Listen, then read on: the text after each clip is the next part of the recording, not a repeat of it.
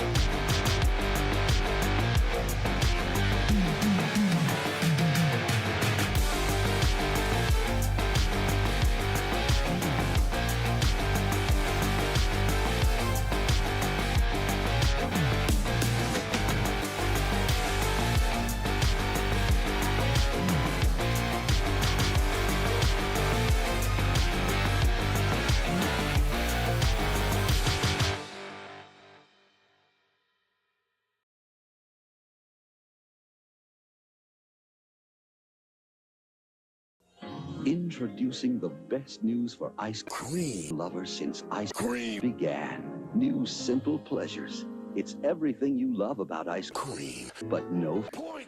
New Simple Pleasures is unbelievably rich, incredibly creamy, and absolutely top. Oh yeah. Because New Simple Pleasures is made with all natural pure athlete, yeah. Instead of point. New delicious all natural simple pleasures. There's never been an ice cream like it. Oh yeah.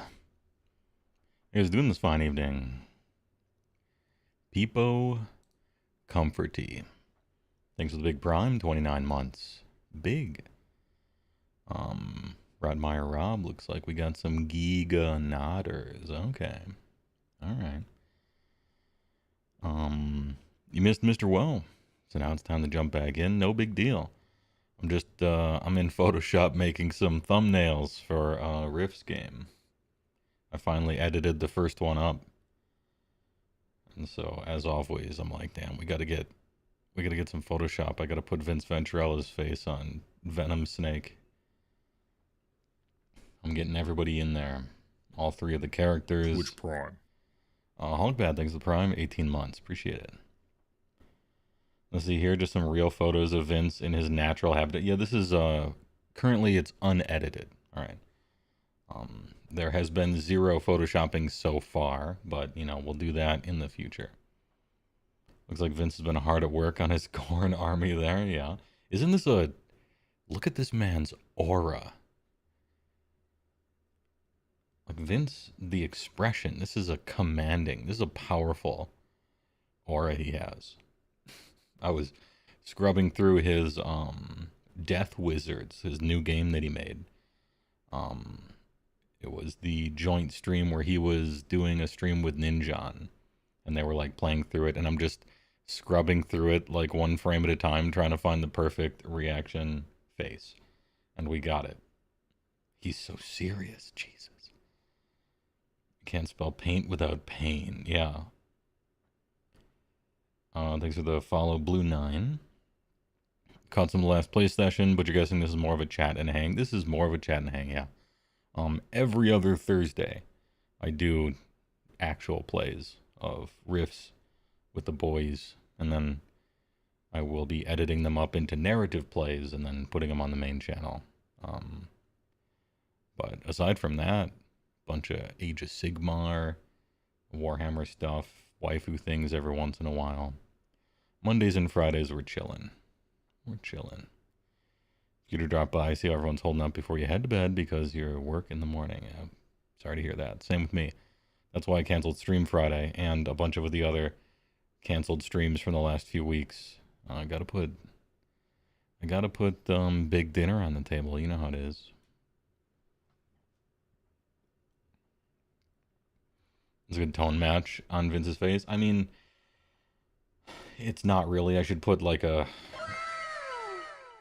The thing is, he would look too orange if I really color matched it, right? Like, gave it a warming filter or something like that. If I were to match it properly, he would look like a little too orange, and I'm not trying to seamlessly make it in there. It's just supposed to be like recognizable. This is a thumbnail after all, right? So people are gonna see it for like 1 second. Merchia Mimia, thanks for the sub to the community. I appreciate it. In other news, Space Muhreen. Yeah, Space Marine 2 came out.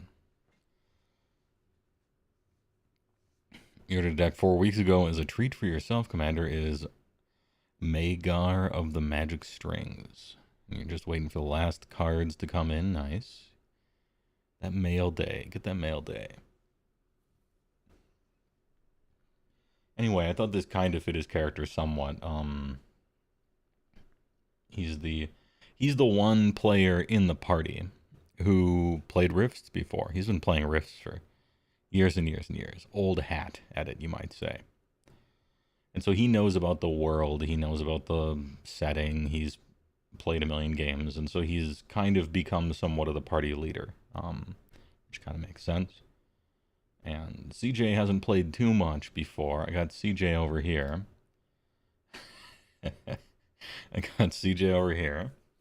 I'm like, send me a picture. Send me a picture of your face. And he's like, okay.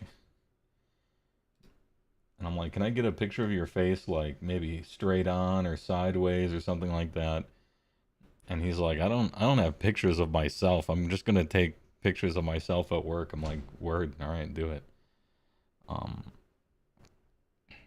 Luna and Vince is the kind of guy that knows which pages of ninjas and super spies the roll tables you need are. Yeah, for sure. Which is a treat. Yeah, picture. This is CJ at his real job, obviously. And then we got Jupes. I just went to Temple of the Fuzz Witch and found whatever their like band picture was, and so There's one with him with sunglasses because he's like the front man, right, for that. And so I'm like, all right, I got to find a big robot suit on some Russian concept artist's art station, and kind of has wings. Perfect. Sunglasses. And then got the Rifts logo, and so this is like a work in progress of the thumbnail. The boys, the the fucking squad. It's so stupid. I'm in. I'm in for it.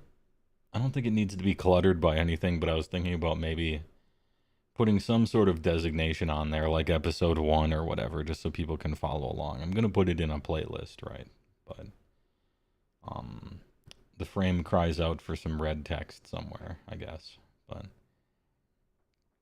yeah, big Gundam vibes for sure.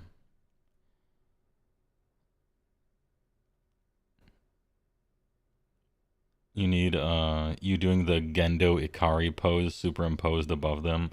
Yeah, I was thinking about putting myself in here, but it just I like the sizing of all this stuff, and I don't think I could fit myself. It'd be, uh like me in some giant chair or something like that, or the picture of the wizard with his hand going like this over the crystal ball or something, some sort of like power structure thing like that. But it just turned out that these sizes were all right.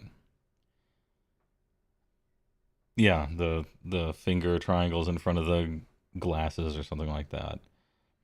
When you're GM, do you restrict which world books people can use for character creation and gear? No. That's how I recommend people do it if they're new to the setting, for sure. That's like the recommended thing, so you don't drown in options. It makes it a lot more manageable, you know. So the advice I usually give to people is pick a world book, one of the main ones people tend to like, and whatever it may be. New West is a good one. Juicer Uprising is a good one. On and on, and just kind of play in that local area, right? But for me, I don't like to do that because part of the joy of Rifts is that it's everything. It's everything in the kitchen sink. It's so stupid and great at the same time. The people who made it really did just put everything they ever found out about that they thought was cool. They just threw it in the game, and now there's 100 books and almost 40 world books at this point. And so I like having people pull from whatever, and you're just this crazy cast of goofs and weirdos and overpowered nonsense. And good job, King. That's fun. Obi-Wan things at tier 1, 40 months. Nice, even 40 months. I appreciate it. It's actually wild how big the Gundam scene is if you paint Warhammer models. Yeah, Gundam, Gunpla is what they call it, I believe. I don't know how big it is in America exactly. Certainly not as big as it is in Japan, but it's... A lot of people do Gunpla, even over here. I don't know if it's bigger than Warhammer, but that's kind of saying something, I guess. Warhammer is like the most popular one, at least for things with games attached to them. You always had a hard time narrowing players down to one book set. Yeah, I think I agree. It's kind of the game to let people run wild and do whatever. The joy of it is that it's every kung fu movie they've ever seen, plus mecha anime, plus psychic stuff, plus magic, plus space, plus a million aliens, and just all sorts of nonsense. Yeah, 40 months is kind of like 4 years. Concept kind of excuses a lot of crossover potential. How'd you get that? And DB Trader, you got rifted there. How did a, Mystic China guy get out of Geofront and get teleported to Free Quebec? Oh, rift. I got rifted there. Easy. The excuse for why you exist is pretty easy to come up with. And the excuse for why you happen to be where the game is starting, that's baked into the setting completely. Oh, I got rifted there. Easy. Some other planet, phase world, Wormwood, different time and place, whatever. Got rifted. Easy.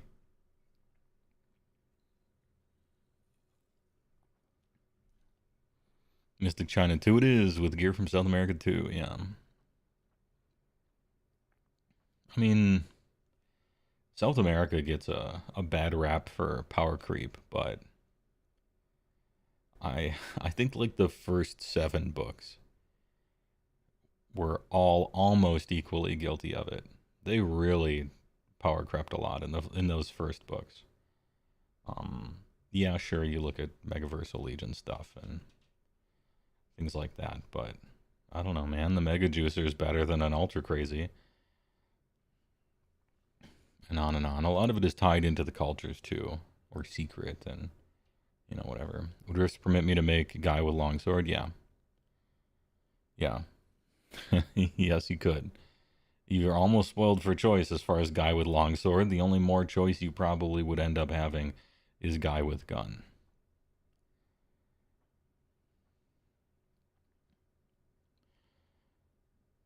How are you supposed to pronounce it? I'm not sure. It's spelled Gunpla, like P-L-A.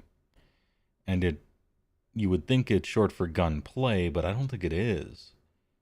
So, because you're only missing one letter. I don't know. I call it Gunpla because that's how it's spelled, and I've never heard anyone say it out loud. So I don't know. I'm probably wrong, but you know, there it is. Interested in new third-person shooter MOBA Deadlock by Valve? I'm not. I'm happy that Valve looks like it's making a video game for the first time in 20 years or whatever. So I think that's cool.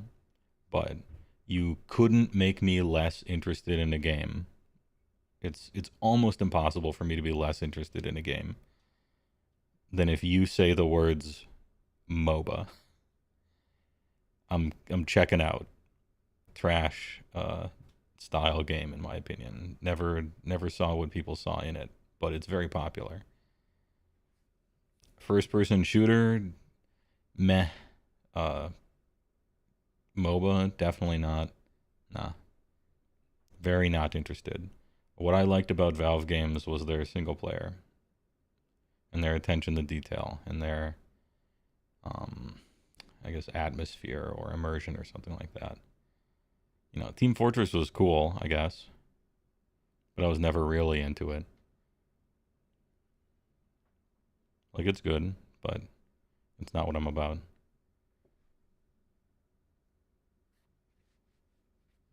And so if they're like, hey, it's Valorant except with more annoying whatever, I don't care. I don't care. You can keep it. I'm sure it'll be good.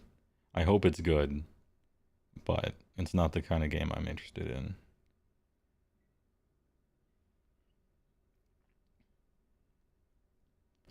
You're out of touch. Did they do more than just one Japan book? No, they still have yet to do a Japan 2, as far as I'm aware. Only ever did Japan 1. I liked it for what it was. It's got some cool stuff in it. Be nice to get a 2. They've been doing some 2s recently. We got Triax 2, we got NGR 2. I'm sorry, Northern Gun 2. We got Sovietsky, which is technically Russia 3 if you count Mystic Russia, or Russia 2 if you don't. And most people don't count Mystic Russia, although it has some cool stuff in it. They got Niruni Wave 2, which is like trash, but I didn't like that book very much. Anyway, they're doing a lot of 2s. I could go for a Japan 2, that'd be kind of nice.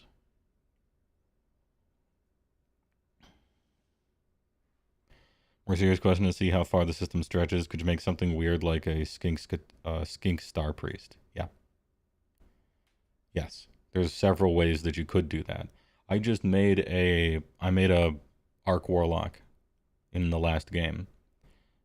It was a Lone Star mutant rat humanoid who was a Leyline Walker wizard and cast Call Lightning over and over with a rocket staff. Rode on the back of a giant scorpion robot vehicle, and he carpet of adhesioned himself onto the stinger part of it that had all the guns on it, so he could surf on it and cast spells at people during the hover train heist during a leyline storm. So yeah, they got mutant animals, several different ways of making mutant animals or mutant bipedal things. And you could certainly make something like a Star Priest. There's a few different ways you could go mechanically to make something like a Star Priest.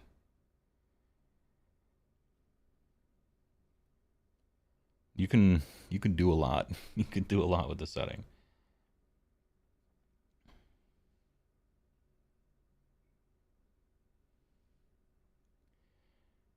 Resist Reed, yeah, I agree. First time in 10 years, don't be silly, they just released Dota 2, right? Oh yeah, true. You're not old, don't worry about it. Aren't there sentient dinosaur DBs? Yeah, a few of them. There's a bunch of non-sentient dinosaurs. Two of the newest ones are from Dinosaur Swamp that are pretty big. YouTube is being buttocks again. What ad blocker do you recommend? I don't use ad blockers. I get real good value out of watching YouTube, and so I pay them because that's worth it to me. They give me a good service, which is all of YouTube, and so I pay them whatever, it's some chump change a month, and I don't have to look at ads, and the website works perfectly. Yeah, I consider stealing something to be a little disrespectful, and I'm very happy to disrespect you by stealing your product if you're a fucking asshole about it. But YouTube's been really good, so I just give them their dollary dues. Same with Twitch.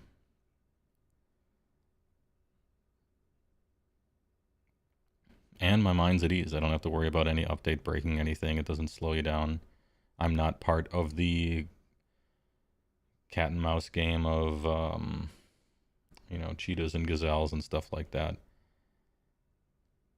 It's not a lot of money. Then again, I use it a lot, so kind of depends.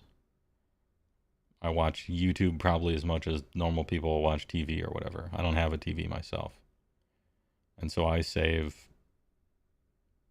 money on a lot of subscriptions probably normal people have. I don't have Netflix or Hulu or Disney Plus or any of that stuff. Or yeah, I don't have any of those subscriptions. None of the visual ones, none of the music ones. I just YouTube instead. Gunpla is one of those things that almost every successful gaming store carries and sells well. Okay. Kind of like magic cards then, I guess.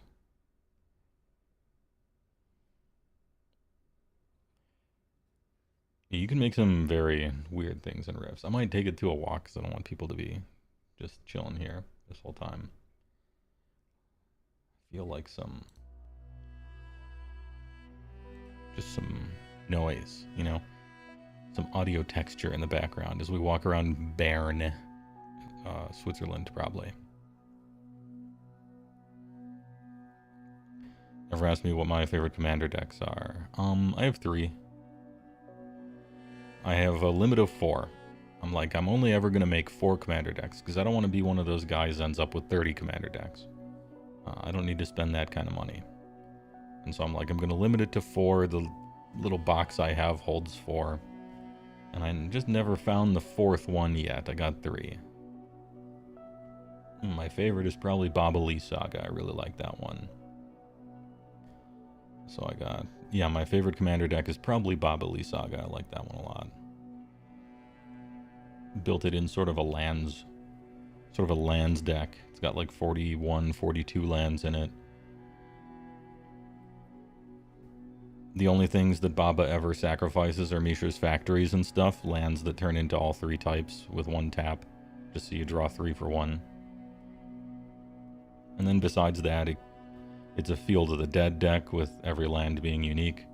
And it's a Cabal Coffers deck. And it's a standard kind of green-black ramp strategy. It plays a bunch of big crap. And it wins with playing a bunch of big crap, and some loops with Zhao Dun, the One-Eyed, and some other goofy things. Lots of recursion. Do price of decks increase the more colors you add? Typically, yes.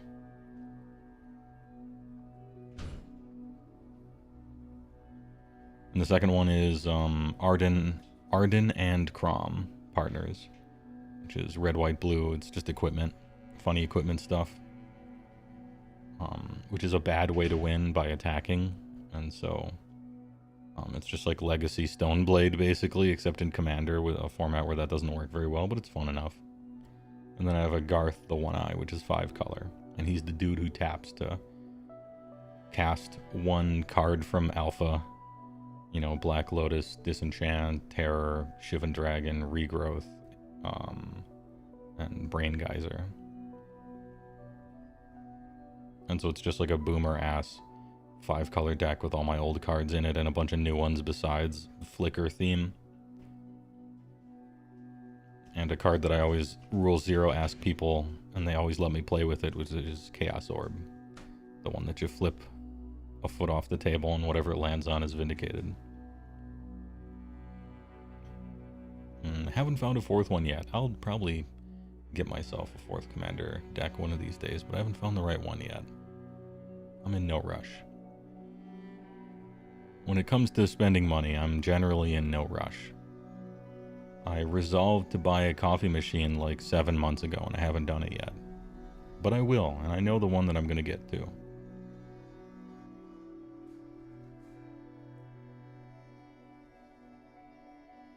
Ahem.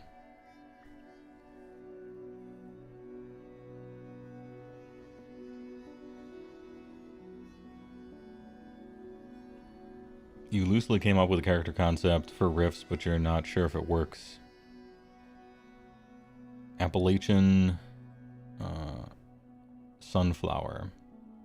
Gains sentience after some minor god of justice gets killed. On his way, a lot of dirt, so he's trying to Columbo his way into finding the murder. Okay. That could work. You do have to find a way to locomote, but aside from that, you can have fun with it. Just picked up the Boomer Jund Precon at a convention you went to recently. Since they were selling it for less than TCG Player had it for. Oh, nice. Yeah. I played Jund back in the day. I really liked it. And, you know, it's just funny to say, right? When in doubt. Do Ian Malcolm. Ian Malcolm? Who's that?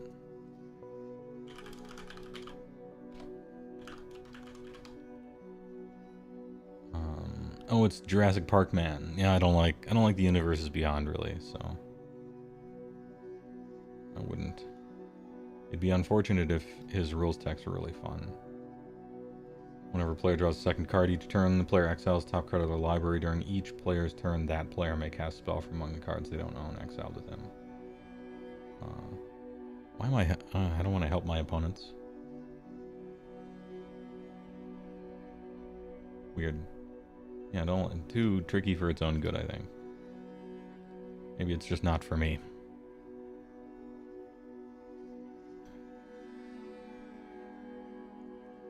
Deck is fun, nice. Just hope you don't make the 4th deck Nadu. No. I saw Nadu spoiled on Twitter, and I'm like, oh, this looks like a fun deck to brew, and so I brewed up a commander deck with it. And I did one little playtest game, you know the little playtest games you can do on Moxfield. And I'm like, okay, I'm gonna play Nadu, and then untap, and then we'll say someone tries to kill it and see what happens, right? And it like trivially easily went infinite in response to someone targeting it, just like, you know, little playtest game. I'm like, oh no, this is not okay. I didn't realize that went infinite with it. And I ended up having to take out like 12 cards because they all accidentally produced unbelievably long turns that ended up winning. And I'm just like, this card's gonna get a real bad reputation, and I'm just, alright, yeah, chill. No thanks. There's a certain quality that I like to keep track of and make sure that I'm not crossing the line with. And that is a rough equality of playtime at the table. If you're hogging all the time, it's a little bit of an etiquette thing, I think. And Simic has a problem with that, just top to bottom, you know. It's annoying to resolve. It creates super long, non-deterministic turns and stuff like that, no thanks. Which is always weird that very casual players say they don't like infinite combos, and I'm like, would you rather have non-infinite combos? Because those take longer. You know, get a Basalt Monolith and then just tutor for a Walking Ballista and everybody's shuffling up for the next game after 10 seconds, if no one has any answers for it. And you get to play another game. Versus, oh, don't worry guys, the combo isn't infinite. I might not draw into who knows, I guess we'll have to see. 17 minutes later, they're tapping and untapping 70 things, just like, just fucking win, dude. Just cast a Creator Hoof, just make infinite, I don't care. Let's shuffle up.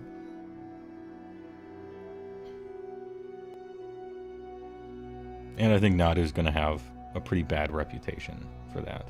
And you might think you can do this, but you basically can't do this. Don't worry, guys. My version of the well-known Boogeyman commander isn't that bad.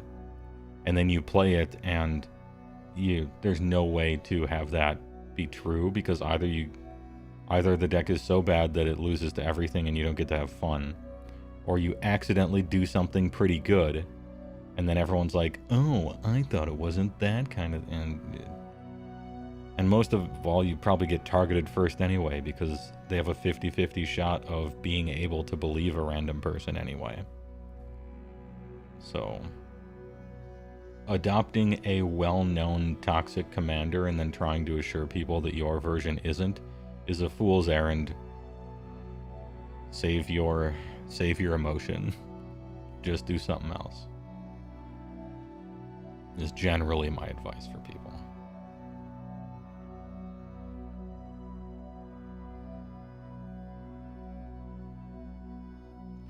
Have you done a Magic color tier list? I have not. I guess I could.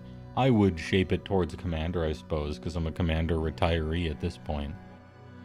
I don't even too much follow the formats necessarily anymore.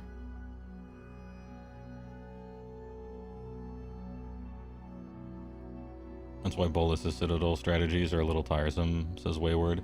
I mean, not with a Sensei's top and a cost reducer, but yeah, the ones that actually try to dig through, to find stuff. But I suppose you can pressure their life total a little bit, which can do something.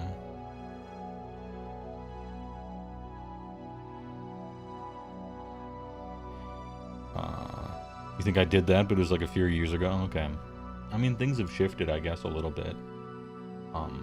Red is a lot better than it used to be.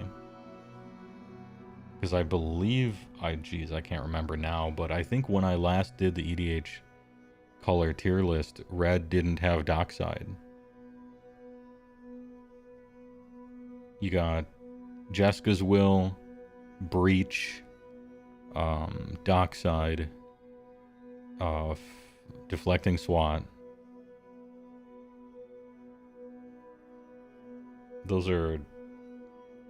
That's like a nuclear arsenal, and all that, most of that stuff is fairly recent.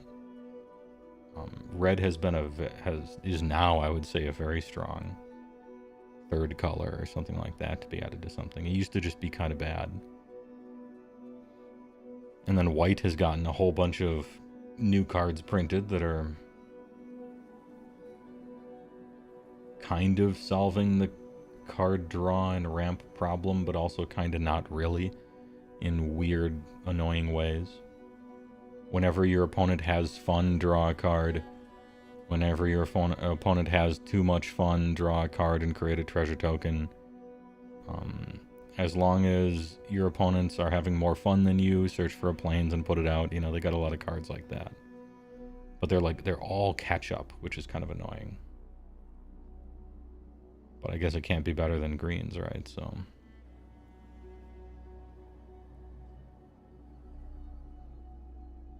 right now, green or black might be the worst color. I guess it depends on what we're talking about too. It's so different, right? What level you're playing at, In CEDH, green is the worst color. Just is.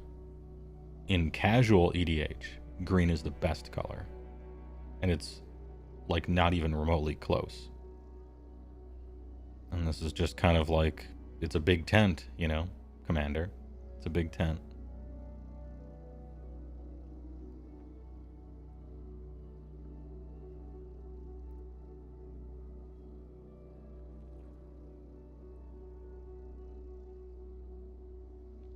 Does cost reduction work with Bolas's Citadel? No, because they're both, or rather, depends on which one it is. But the point is, what I mean is Sensei's top. So you play Sensei's top, and you tap to draw a card and put it on top, right? And so you end up drawing into it, and you want it to be free, so you get a cost reducer for the Sensei's top. And then once you do that, it kind of hops back and forth between in play and on top of your library and in your hand.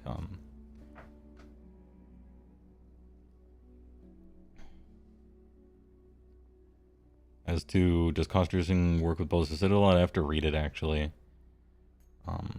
Usually reducing does work, but it's an alternative cost, so it might not matter.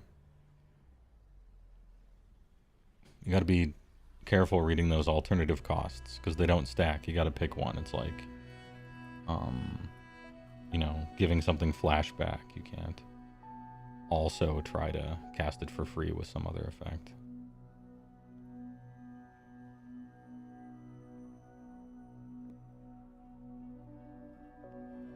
You're on that casual green, if you know what I mean. I don't. What commander? Do you like Rohan, Scion of War? Let me look.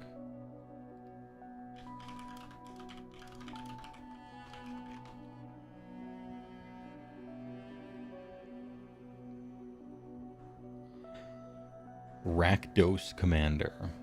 4/2 Menace for 3. Well, she costs 3, so I like her already. With Menace. Tap. Spells cast this turn that are black and or red cost X less, or X amount of life. You lost this turn. Okay.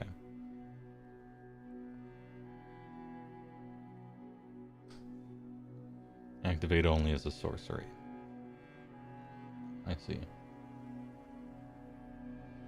So, like, level 1 is, I have some permanent out where I could just pay life for whatever reason. And then tap this to start casting Eldrazi for free. It's like the simplest level 1, like, first thing you think of, right? I'm gonna have the... Who's that dude? Treasonous Ogre or something like that. Guy, pay 3 life, add a red to your mana pool, something like that. And so you're just like, I do this a few times, tap Rowan, start casting Emrakuls and things.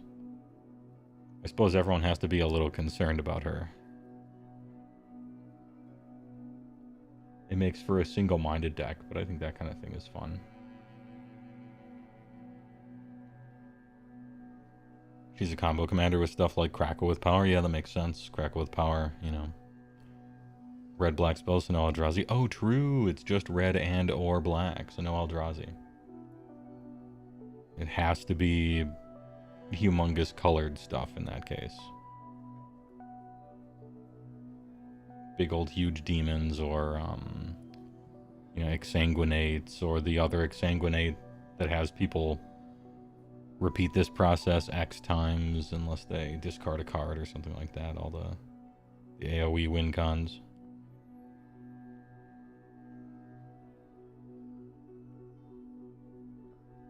An AoS Universe Beyond set of commander decks would be cool, but they would probably just do 1 deck per Grand Alliance. I don't know if it's popular enough to do it all, but it would be cool if they did. Since I play the game, you know. It was clear that they really did care. There were some people on the team who really did like 40k a lot. And they would need somebody like that on the team, I think.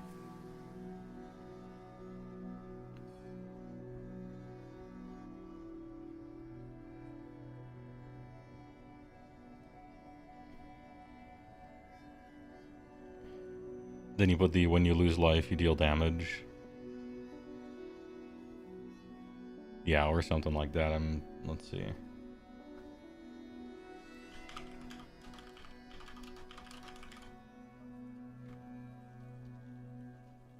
What are people doing with this? They're crackling with power. They're exsanguinating their treasonous... Oh, it was treasonous ogre. They're Kirik, son of Yawgmoth. That makes sense. Oh, Wall of Blood. The classic from Mirrodin. I forgot about Wall of Blood. Poor meddling mage. Yeah, Torment of Hailfire is the card that I couldn't remember the name of. Peer into the Abyss. Jaya's Immolating Inferno, even though I don't like that card. Yeah, all this stuff makes sense. It's all sensical inclusions.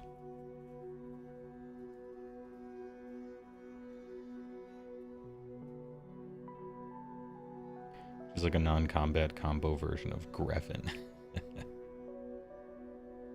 Of Drebin.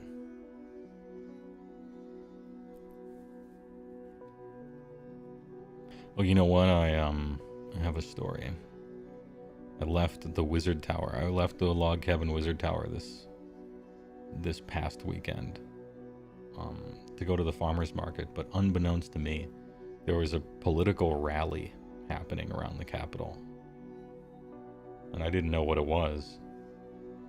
But it meant the whole place was like a lot busier than normal. Turns out it was for... What's the word for it?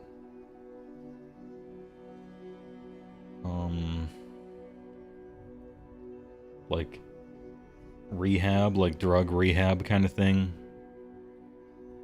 To make people aware of help you can get or something like that. And they had little tiny tents up and tables set out where you could sign things, and there was a person giving a speech every once in a while.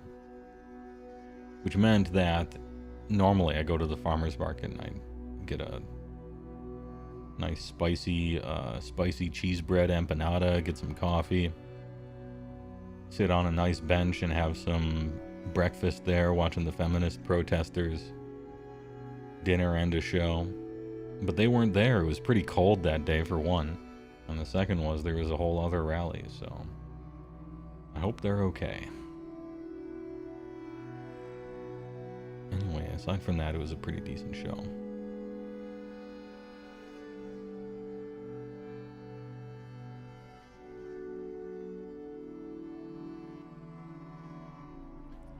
I heard there was Age of Sigmar news too, whilst I was out, while I was away.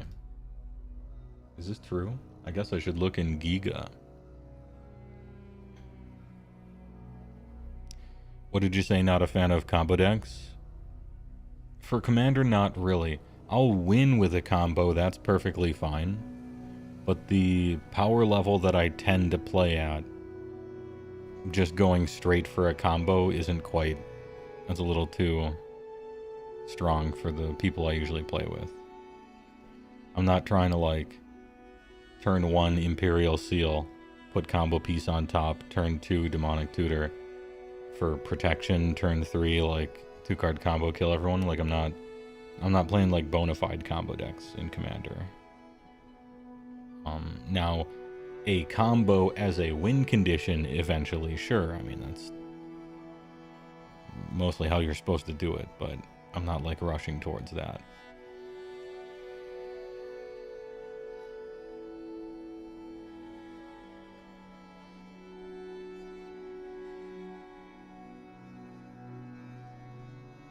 Skaven Tome arrives. It's exactly what was GW told us it would be. Oh, okay. Skaven Battle Tome.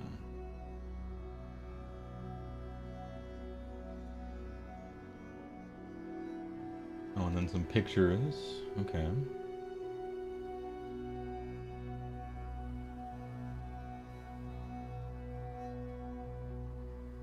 Oh, Warp Gale costs 6 now instead of 7, huh?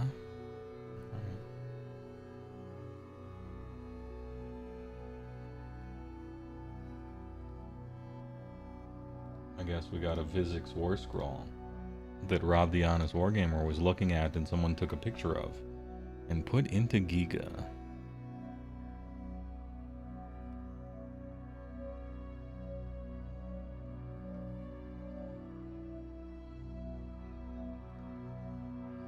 Vizix Scour is his name. There were actually a few interesting tweaks for Skaven. Yeah, I don't know why I remembered Warp Gale costing 6 or costing 7, but it costs 6 now. I wonder what else.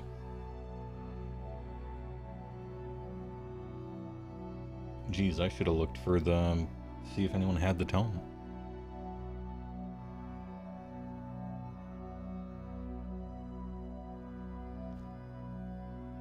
Do you recall any other differences in it, Artorias Rex?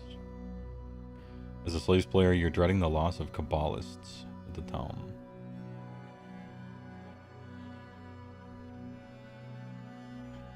Skitterleap the Teleport is now the unlimited spell.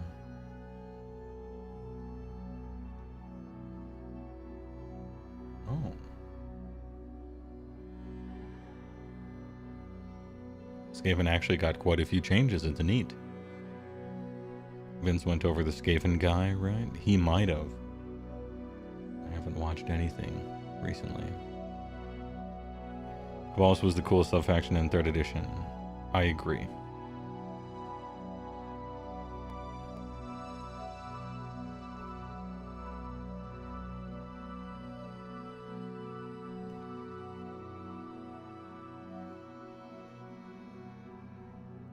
Jezzael's nerfed? Really? I didn't think they needed to be. Did you think they needed to be? Didn't seem like Skaven was overperforming much, but they did feel like good ranged, which maybe they don't want. I'm taking a look at Vizik's Sour in the background here. 15 health, 5 up save. You hate to see it. Alright, so Vizik's my man. He's got no armor. And he's not for fighting. That's good. Him having a real shit saving throw and really bad melee attacks means that he might be cheap enough to play. With him, I was concerned he'd be too expensive just based on look, you know.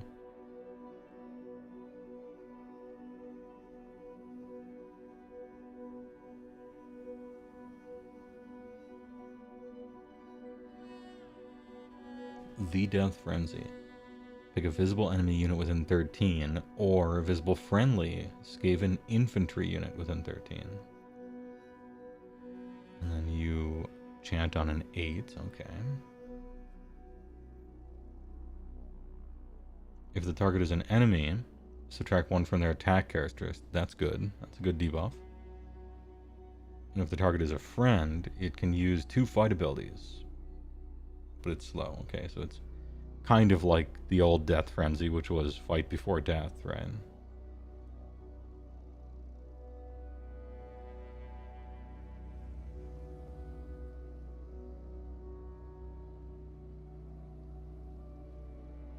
He's the only priest that's able to pray 4 times around. I see that it says any hero phase. It doesn't say your.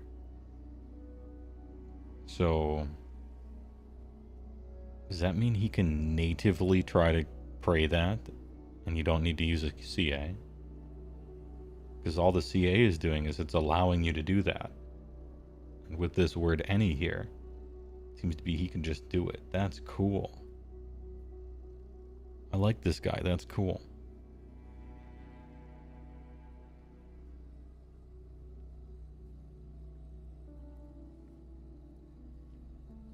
Any combat phase. Fissures in reality. Pick each enemy unit in combat with this unit to be the target. D3 for each, 2 up, mortal. Okay, it's the stupid 2 up thing. It happens in combat. That's kind of whatever. Once per battle, your hero phase. You may re-roll chanting rolls for this unit till the start of your next turn. Cool. Till the start of your next turn, so you get the off-turn re-rolls sometimes as well.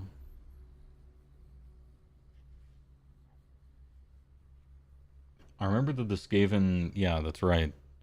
I remember that the Skaven prayer lores were really good. It's just that all your priests were really expensive and kind of bad.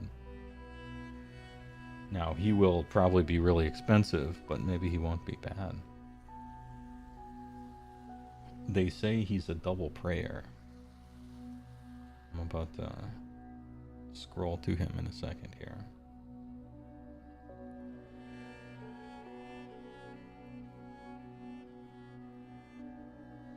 they don't show any other part of him, do they? Oh, they do. They show the bottom. Okay, cool. I think he has a 5-up ward there.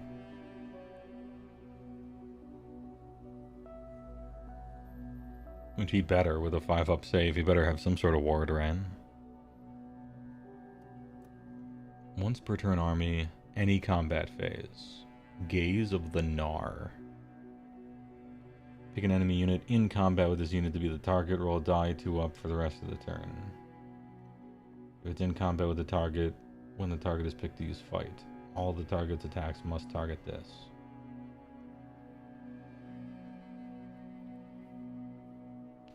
-1 from hit rolls and wound rolls for target's combat attacks. Target this.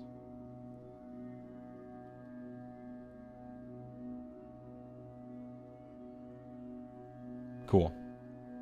I think I like it. -1 hit and wound rolls is a severe debuff that helps make up for his awful armor. You potentially have a debuff prayer as well if you want to spend it on that. And you have a 5-up ward besides.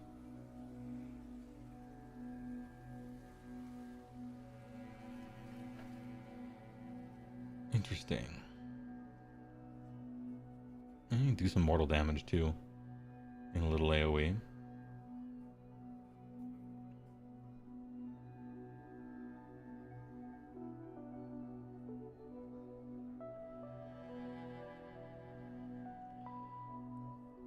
You get it.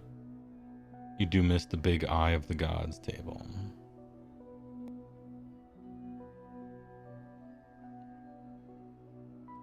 Spoiler, he's 450 points. That's a lot.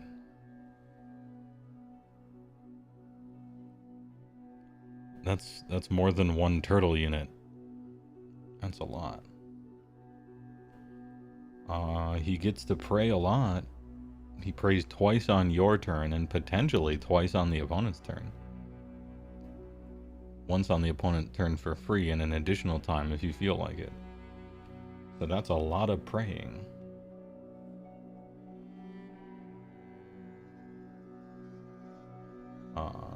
He doesn't fight, and he has bad armor, but his rampage is a really good debuff.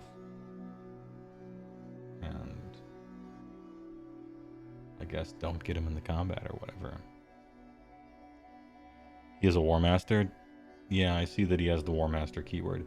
It's too bad in this edition that War Master is a bad thing. It's a net negative.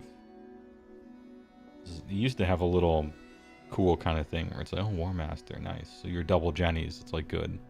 And now War Master is only a bad thing. Which is a little sad.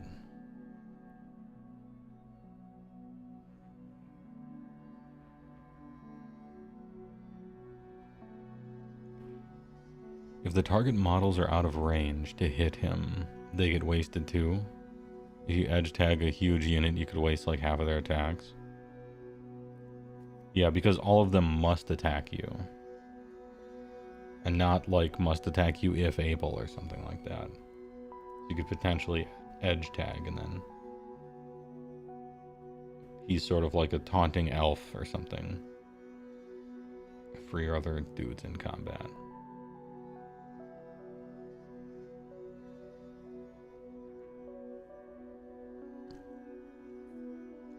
You don't miss your Karklord turning into a spawn. Yeah, the spawn thing was dumb. I thought it was cool that you got to replace a guy with a Demon Prince. It was unfortunate that Demon Princes were really bad during the time which you had that rule. Edge tag on a 130mm base may not be that easy. I'm assuming they mean there's like a 30-man unit that's like this, you know? And so if you take that and move it over here, and he's here, then you can't collapse enough onto it. They're thinking about like the best possible situation ever, which could happen, and it's not nothing. A taunt ability that forces them to levy all their attacks against your centerpiece is sort of like, yeah, they were probably going to do that anyway, but Okay, -1 to hit and wound is a hell of a drug. That's a good debuff. It would reduce the damage that my guys do to, like, actually 0. So there is that. Hitting on 5s and 3s, what am I, a horse? Don't fight him.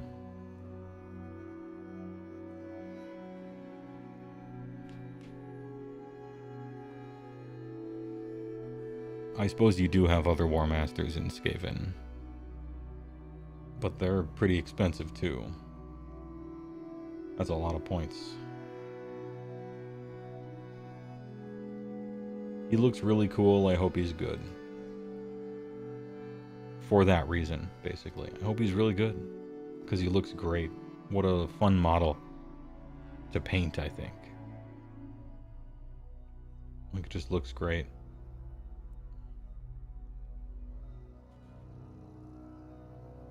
You played a practice game with Vizic, and your opponent was basically -1 to hit, wound, attack all game. He could not kill all the clan rats. Maybe that's by design. I don't know. I think he looks so cool that I, like, secretly want him to be good. And so, if he is good, then hey, alright, you know?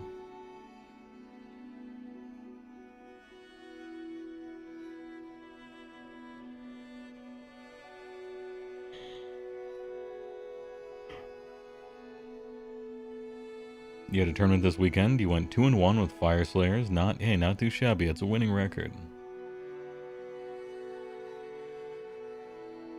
Hope you had fun. What'd you play against as Fire Slayers? And I just looked over their book a little bit, and it seemed like they had cool stuff. But, you know, how are you liking it as a person who actually plays the army rather than just some guy that read it one time? I thought their rune system was kind of cool. And I like a lot of their men.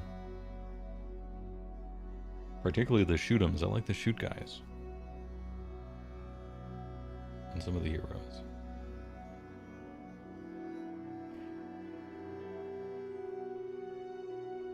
The first game was Gloomspite Gitz, second was Lumineth, and third was Nighthaunt. Taking Archeon to an RTT this weekend, cool. Is it that one drop Archeon that I've heard so much about? Or are you doing something else?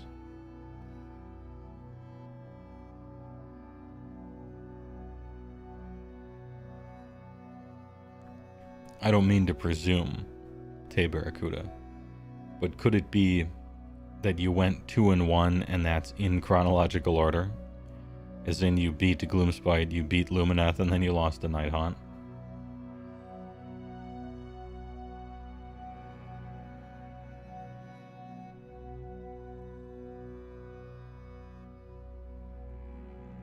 I mean, not everyone's always winning with Nighthaunt. They're capable of losing. Not this time, though. 1 drop with 10 chosen, 3 Vanguard, and 2x5 Fel Riders. Nice. You'll have to tell me how it goes. I think I might have a tournament on the horizon for myself. I might have to leave the Wizard Tower. I think Dragonfall is happening next month. And I said I would go to it. So I'm going to put a bunch of stuff I already own into a box that's 2,000 points and drive off to Lake Geneva and bring a bunch of commander decks besides. And I'm going to get destroyed at the tournament, and then I'm going to donate a bunch of stuff to the charity prize pool thing. See if I can't win a drawing or two, and then play a bunch of commander. Go out to eat with flats from the Discord and stuff. Should be a good time.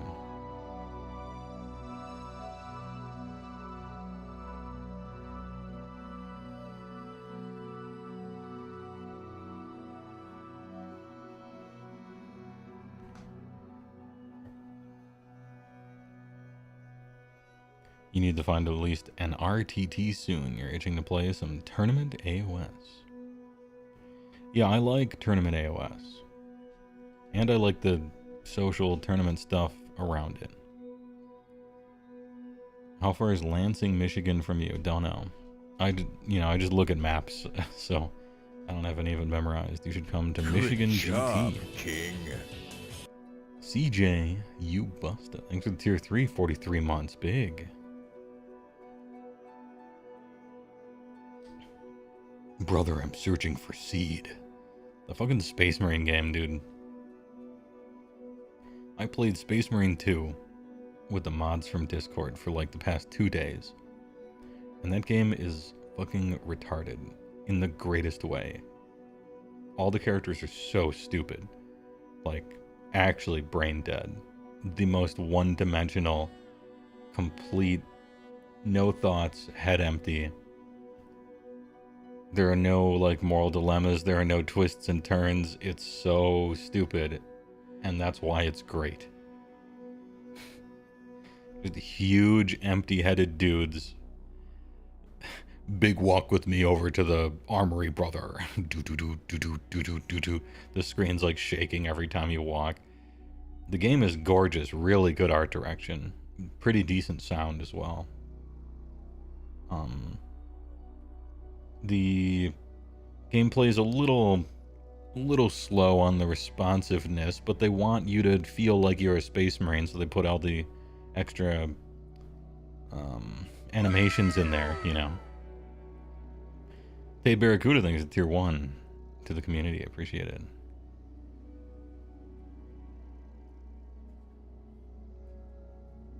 Anyway, kind of short, the game. Kind of short. You know, it's pretty fun. It's pretty fun. Looks great. If you're into 40k, you probably like it more than me because of its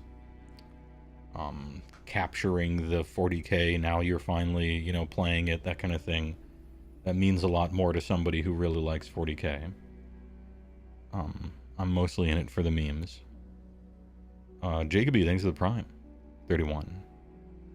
1,200 pound power armor walkies. Yeah, they're so huge, the dudes. They're so wide and big and stupid. To put a pin on it, like, one time, this isn't a spoiler, and I don't think this game could possibly be spoiled, because nothing happens, so it just doesn't matter. But fair enough, like, I won't spoil it. But there's this moment where Squarehead Man from the first game is sitting in a drop pod, silently looking forward, right? Zero thoughts, and his former captain buddy guy, whom he was put in charge of the guy's squad, and so they're thinking about maybe having there be some friction there, but not really. Like, there's the ghost of it sometimes, and they're just like, no, we're too huge for friction, right? He's like, you should have listened to me. Why don't you trust me? And he's like, you know, I probably should have listened to you. I didn't trust you. This is a mistake. I have a story to tell you. 200 years ago, I was in this exact same situation with a subordinate that I didn't trust or listen to. And on that battlefield, I didn't trust them or listen to them. And it was a mistake. And now, 200 years later, after 100 years of penance, I have made the exact same mistake again. Brother. And he doesn't say it in a way like, so now I won't make it a third time. He just matter-of-factly states that the story happened. It was like, yes, I made that same mistake before, and I have learned nothing. Proceed. And then they shoot a bunch of aliens. And then later, I don't know, somebody doesn't trust him for some reason, and he's mad. Okay? It's so dumb. I love it. It's great. And the stupidest Ultramarine in the world shows up and he no-sells everything. Hulk Hogan, the Ultramarine. It's so good. The man no-sells everything that happens around him. Calmly man stands through nuclear bombs and magic and all and just like walks, and then tells you to do the special thing for plot reasons. For no reason. He could do it, but he's just like, it's your game, do it. Go ahead, kid. All right, I will. Ooh, I'm gonna turn it upside down. Ooh. Brothers, I turned the thing, it hurt. Hearing them puzzle out what to do, oh man, sharing one brain cell between 17 of them, it's great.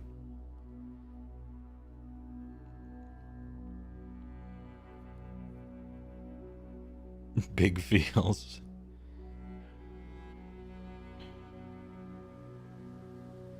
Tzeentch Wizard just laughing and flying around, and it is literally just waiting for the good guys to win. The Tzeentch Wizard is chilling in the green room, and the script says that I should just be laughing this whole time. Yes, that's correct. Should I be almost completing a ritual and it's a race to the no. You will be doing this and overtly just waiting for the heroes to win. Okay? I will.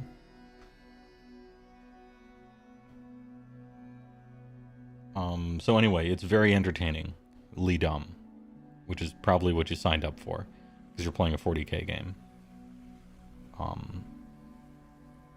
It's great.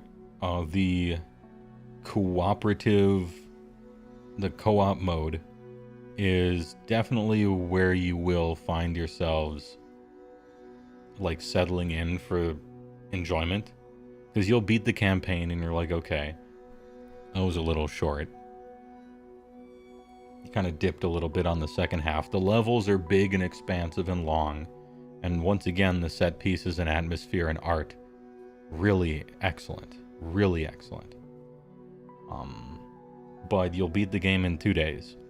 And then if you got people to play with on co-op, you'll probably get another week out of it, I think. Maybe even 2 before you get a little bored. I don't think the PvP is really snappy and responsive enough for PvP, really. I remember really liking the PvP from the original one, but maybe not this one. It's kind of like Helldivers. Except they had money and a campaign mode.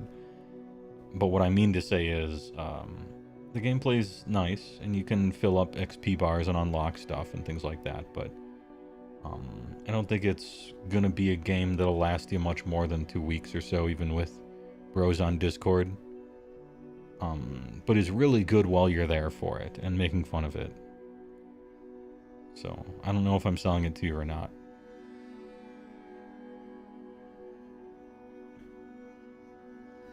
If you like 40k, you should probably get it, I think. That's probably the cutoff. $70 is a lot for what it's offering you at the end of the day. But you might as well strike when the iron is hot and the most people are interested in playing it, because co-op is really the fun part.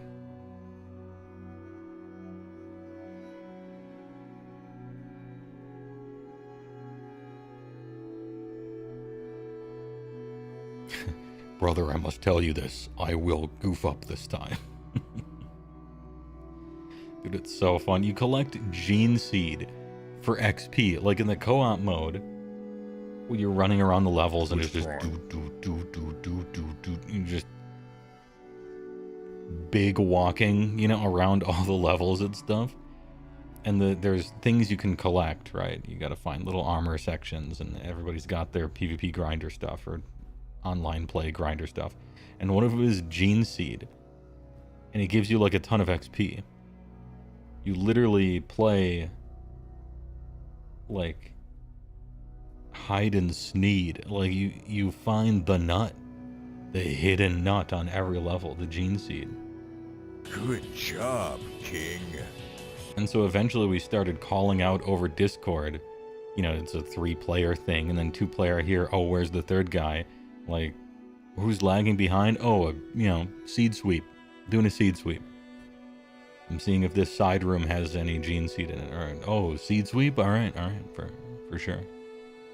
Brother, we must get that nut.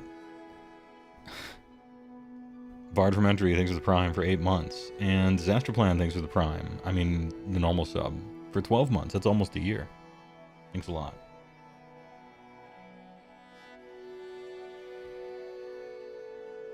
Collecting mugs of steaming Space Marine nut to trade in for prizes. Yeah, you gotta fill those XP bars.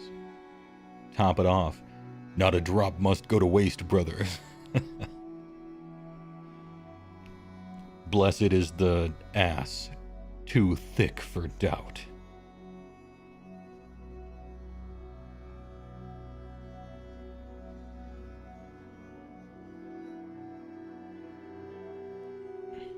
Marnie's Calgar's proportions looked so goofy. Yeah, he's so stupid. And his big hands, he's like the lawyer from It's Always Sunny. He's so dumb. And he no-sells everything. Just Mr. Hulk Hogan, the Ultramarine. Just stands there. He's got that H body. Marnie's looks like Duke Nukem. He does look like Dude Nukem. So anyway, if you got people that like 40k and you want to be on Discord with them, doing operations and saying shit to each other while shooting and dying. My camouflage pants are not camouflaging my diarrhea, brothers. You shut the fuck up. The difficulty ramps up pretty quickly too, but it's the not fun sort of difficulty. We did all the missions on easy and they were really easy. And we did all the missions on average and everything just took double the shots to kill.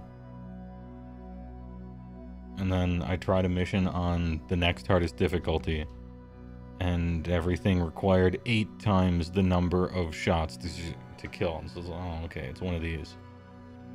The difficulty means you just have to shoot the thing 800 times instead of 200 times, which is kind of a waste of time, but that's how they want to do it. So I was a little disappointed in the difficulty curve. It's still kind of hard because the timing on everything is weird and kind of sludgy. Yeah, how do we make it difficult? To just triple their hit points. Just make all the enemies like massive sacks of guts and blood. Give them 7 billion hit points.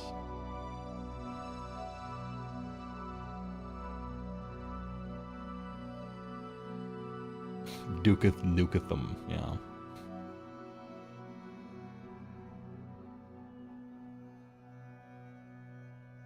You prefer the Stalker way where it's the opposite way around? What's the Stalker thing? Is that just like you have less, if you get hit once you're just dead? And it's realistic and but kind of hard. I don't mind that. I prefer like instantly losing but get good versus just sitting there. I'm shooting, okay. Alright, reload, I'm shooting. It's just like wasting my time. It's not really, I mean, it is harder because wasting your time is hard because you're always going to be swarmed a lot of it. So it's more difficult for sure. But it's not more fun, I guess. Blowout soon, brother. Yeah, and other Stalker memes, I remember those.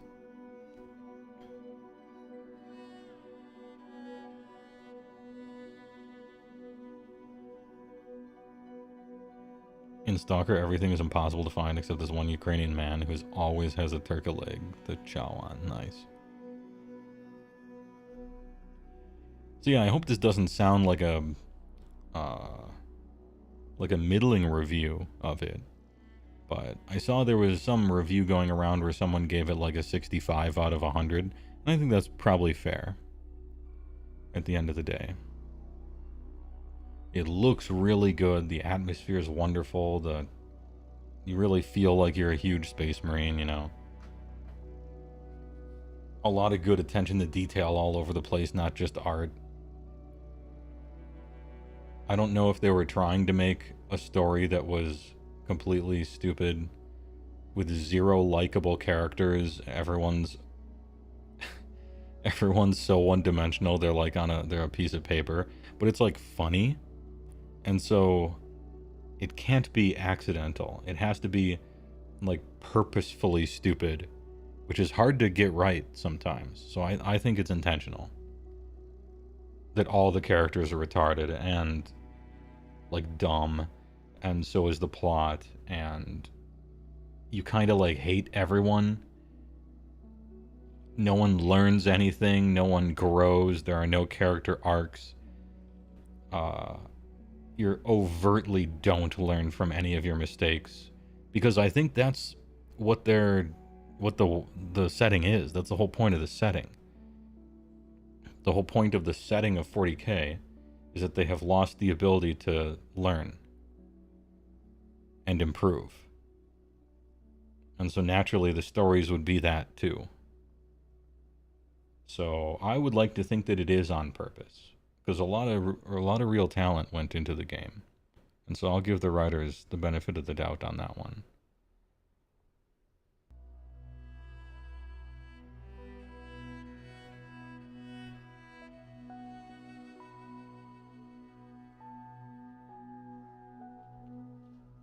According to a Reddit thread in White Dwarf 97, it's referred to as gene sperm. Okay, well, I don't know which one is worse. I guess gene seed is fine, I guess. I just think it's funny that you collect the stuff. You come back with big steaming tankards, you know, just lay it down, slosh right into the seedatorium or whatever the fucking place is, all their goofy names for everything. Filled to the brims, brothers.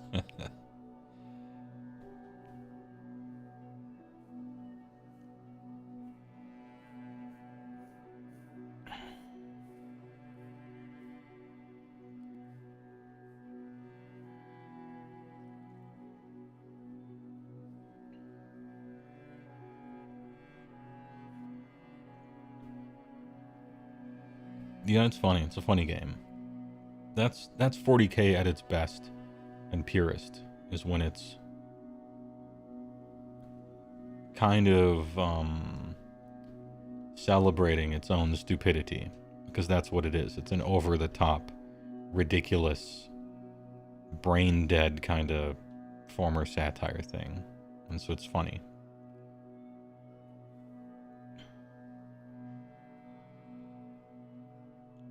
Don't like one-dimensional 40K characters? Well, I appreciate them because that's the joke, right? Normally I'd prefer interesting characters instead, but they're doing it on purpose as a joke, and I think that's funny. Like, I had some laugh out loud moments with how dumb and one-dimensional the characters were. I really I laughed a true laughing out loud moment, all right? The classic LOL, it really happened. And that was when he told the story to his subordinate guy. And he's like, oh, I regret making this mistake today. Let me tell you a story about 200 years ago when I made the same mistake and then went to jail for it, and I learned nothing. That was great. It was awesome. I'm like, perfect. He went to Deathwatch for 100 years as penance, learned nothing, did not improve, came back, immediately started making the same mistakes. Awesome. Great. I love it.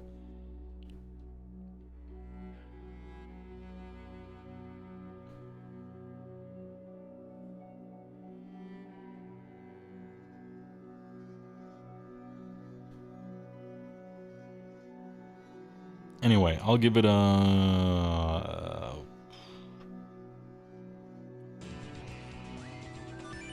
Oh, big! Rolling for Waldo. You got Metal Slug, which is pretty good. Anyway, thanks for the bits. I'll go to a 6 point... I'll give it a 6.9. Funny meme number out of 10. But it's kind of... There isn't like a whole lot of game there. It's a little light on game. You run out kind of quick. But it's a 6.9 out of 10. If you like 40K, you'll love it, probably. Although you might choose to get some friends so that it feels like 3/4 of a game instead of half of one.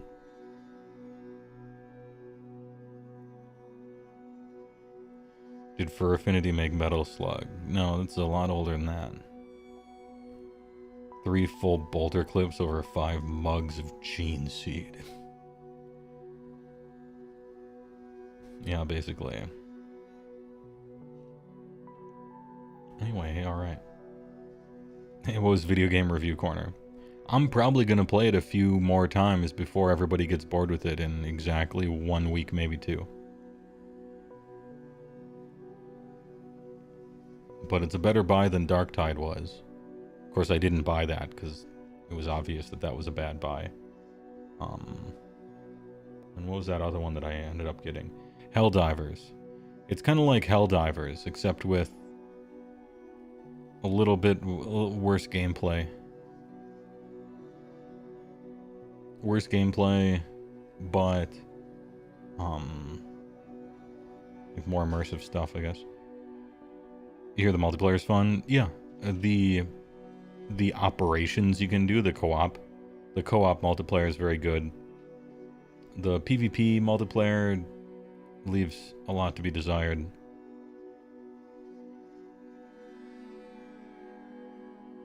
Would you say that most video games are disposable, or that SM2 is unique for being disposable?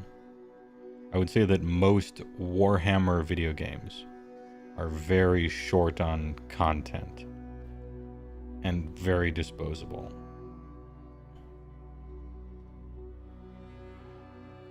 There's a type of game that's made like mostly for multiplayer that is almost like the skeleton of a game, and it comes out and it's clearly not finished and there isn't a lot to do and you're just supposed to play with people, and then they have some car keys they're dangling in front of you and making, and in 3 months we'll add something that should have been in or on release, and then 3 months after that we'll add something in that should have been on release. Like you buy 20% of a game. That's not what Space Marine 2 is, but it is what a lot of games are. That's what Darktide was. I don't know if I'm ready to say something so sweeping as most video games today are disposable or any such, but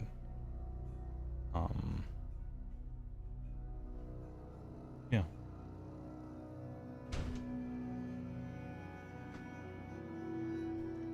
You could find a lot that are if you searched for them. I mean, Space Marine 2 outlived Concord, right? Then again, like a fruit fly, I think, might have outlived Concord, so.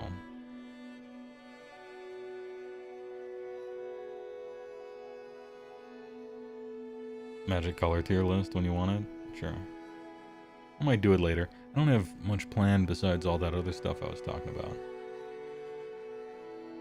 Oh, somebody probably asked me a question a million years ago and I just waited because I was talking about something else. Thoughts on Chaos and Group Hug? They're quite controversial from people you know. Chaos decks are made by the most annoying people you know who think they're funny, but they're not funny. They're actually just annoying. And yeah, it's kind of frustrating and annoying to play against them. And they think they're doing it to be funny, but it's actually just annoying. That's a chaos. That's chaos in EDH and Commander. And Group Hug is just a social dynamic. It's a strat. They got Discord strats, okay? Group Hug is never really Group Hug. It's a ruse. They're pretending.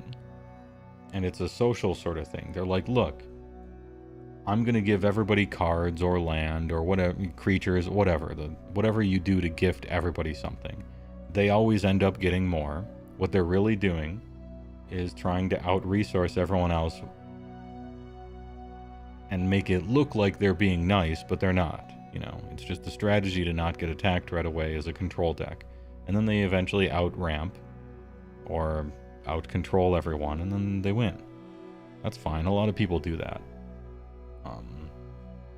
It's just like group hug is more like a social engineering kind of strat than it is necessarily magic mechanics. Although mechanically it is stuff like every player draws a card, everybody can play an extra land each turn, blah blah blah. They speed up the game a little bit. If you're playing against a group hug person, then turn 5 is kind of like turn 8 with the amount of resources and cards everyone has. So in a certain sense, the game kind of speeds up.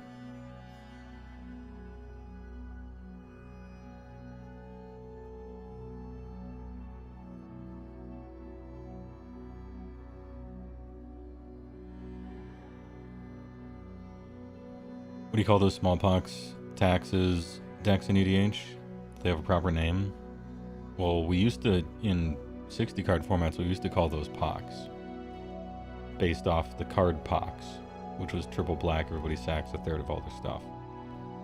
Much later, they came out with a card called smallpox, which kind of did the same thing except one.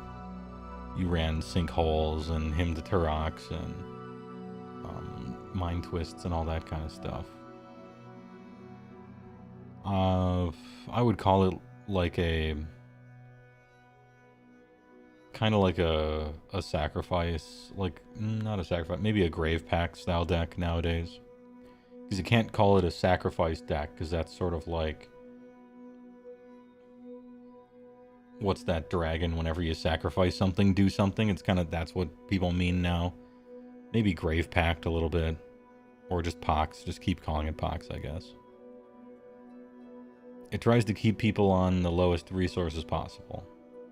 And its deck is built to live there. Whereas other people might be constrained in that space.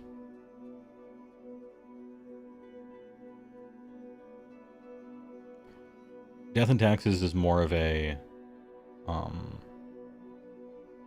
like its name, it's more of it's a stacks deck that has aggro as a win condition. All of your creatures are stacks effects, and then you win with like equipment or tiny guys. And every one of your cards says no fun allowed in some way. And it's, I don't know, it was pretty strong when I played Legacy back in the day. It was for joyless, horrible people though. Imagine going to a format so strong that you can play any crazy thing you want, and you choose to be the fun police. No one may have fun here. No, I won't.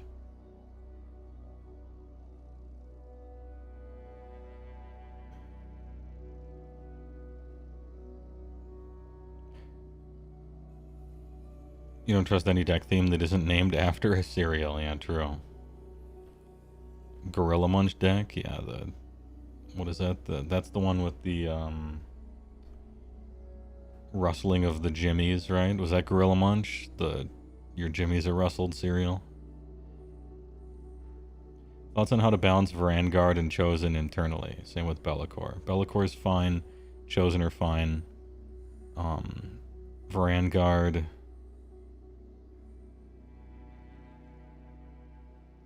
Unknown. Not sure.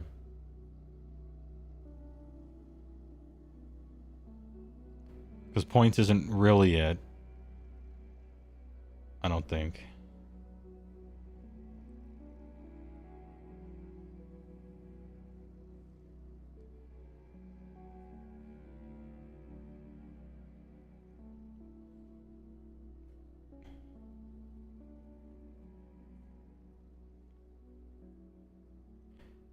Double Pylon just is such a big multiplier, right?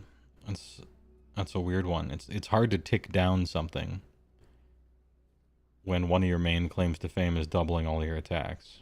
So it's tricky. I don't know. If you make them cost slightly more, I don't think the list changes. unless it can't afford to play everything that it's playing, and then it drops something else. And the thing that it drops is never the problem unit. It's always the fun unit or the extra unit. You know, they circle the wagons around the thing that does the thing they need it to do. So I'm not sure. I think Chosen are fine, they're just really good. They do a lot of damage. That's what their job is, and they're good at it. That's cool. Is it a crime to do a shitload of damage? Like what's another unit whose job is to do a shitload of damage and be infantry that they aren't playing and they're playing Chosen instead? I think Chosen are fine. Maybe the big Minotaur guys, but their job is more glass cannon. Whereas Chosen can survive something. What's the charge? Doing Big Dam? A succulent Big Dam combo? Yeah. You know you're Chosen well. You played a lot of Bug Pox with Tabernacle. I hope those are double sleeved still. Those things are kind of expensive nowadays.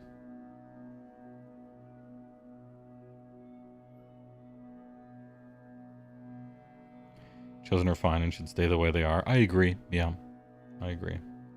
They're very good, but it's fine to be very good. They're very good at Age of Sigmar.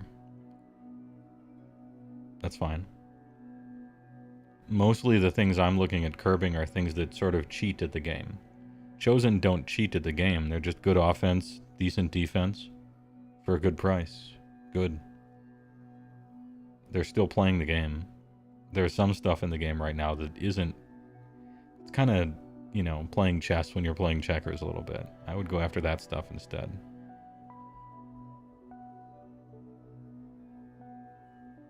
You got rid of Tabernacle when they made you remind your opponent to pay for them? Yeah, I didn't like that either. Damn, and you have to... The Pact of Negation, you know, the Pacts, you don't lose the game for forgetting it anymore. What is this? Training wheels, babying, trophy, participation trophy. If you cast a Pact of Negation and you forget, you should lose. It's very simple. Simply remember.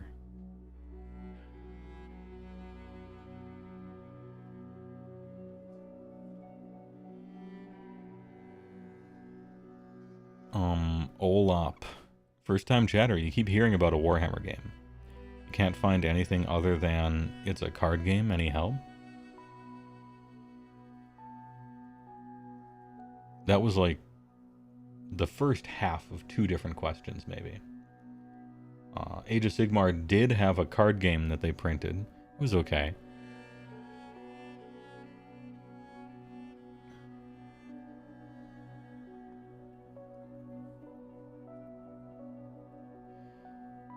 Hive-minded Pack is your favorite way to win. Big sad. Well, they'll still lose if they can't pay Kicker 7. It's just you no longer lose if you forget to pay. That's the difference. It's sort of a judge resolving a thing rule. Like Hive-mind Pact still kills people because they can't pay. But it used to be, if you forgot your trigger, then you just lost. And now when you forget, you're like, a judge comes over and he's like, oh, it's okay, you forgot how to play your own cards. It's a confusing game. Here you go. We'll put it on the stack and you can decide to pay for it now. And you're like, oh yeah, thanks. I choose to pay for it and I don't lose. That's okay. Here, we'll help you play your own cards that you put in your own deck. Disgusting.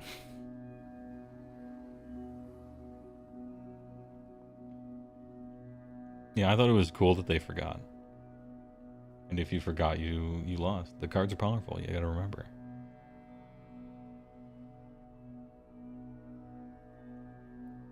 AoS card game was called Champions. Probably, yeah. I played it at Gen Con. And it was kind of fun. I kind of liked it. I thought it was neat. You got these rotational things. It was kind of neat how you scored points in it. It was a cool little card game. I'm not big into like playing every card game ever though. I just happen to really like Magic. But I thought Champions was surprisingly good. I thought it would be much worse. It died immediately, of course. But most card games do. Anyway, I thought it was cool.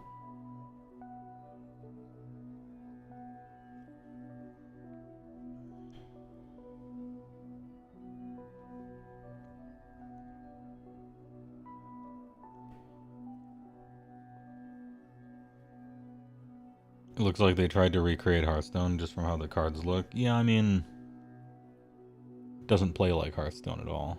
Maybe the art is similar. But that's that. Kinda cartoony, a little over-rendered for the cartooniness of it. Sort of League of Legends-ish, World of Warcraft-ish kind of art style, which I really don't like. But, no, mechanically it was pretty interesting. It didn't feel like Hearthstone mechanically at all. But yeah, I mean, I take the criticism on how it looks, but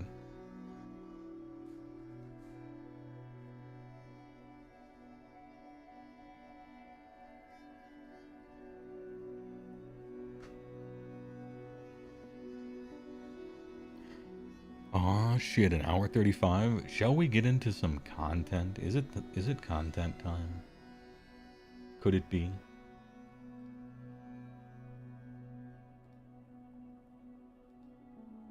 I was almost not gonna do this maybe, but we got a poor SJ Arcade. He's got to put food on the table for his 16 daughters. And I think we're down to only like barely a handful. Barely a handful of indexes to look at. What's the business with Space Marine 2 thing? Oh, we talked about Space Marine 2 for about a half an hour. About a half an hour ago. Apologies. You showed up too late. I give the game a 6.9 out of 10. It's okay, plus. A little short. But pretty good. Kind of shallow. It will get boring after probably 2 weeks. But it's very immersive. The art's very good. The story's really stupid and all the characters really stupid, but in a funny way. Big walk with me to the armory, brother. Yeah. It's pretty good. It seems like I'm saying that it's not good, but it's one of the better Warhammer games ever. And that seems like I'm saying that most Warhammer games aren't good, and I am.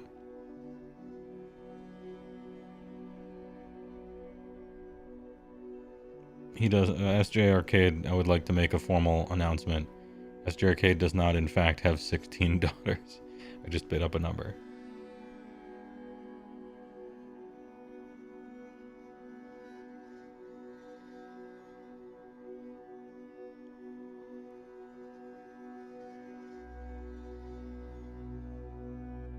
Anyway, I'm gonna get to an index, but first, I'm gonna have one hot chip. I've been watching this for almost 2 hours, man. Get up, stretch your legs a little bit. Do a once around, get yourselves a drink. Please enjoy a commercial. BRB.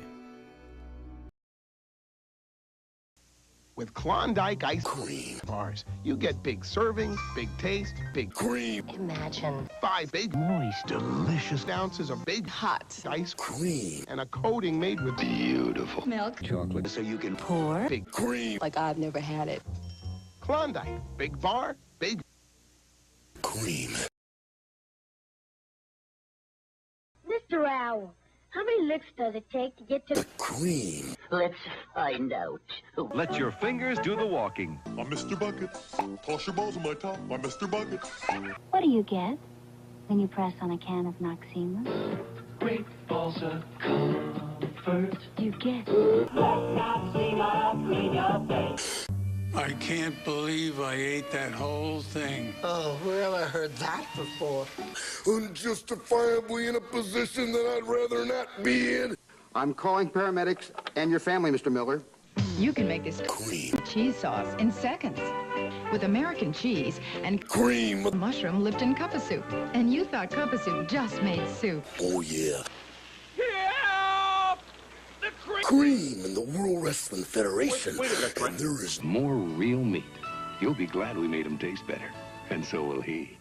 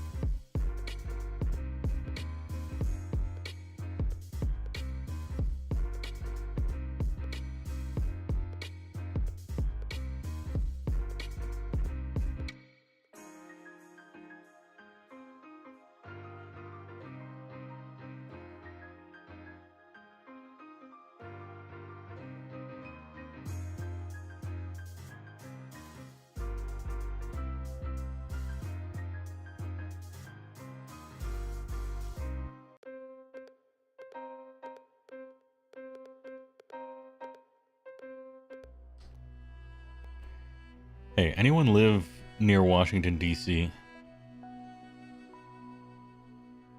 Anyone watching right now? No reason, just curious. Used to. Any restaurants around there that I can't miss?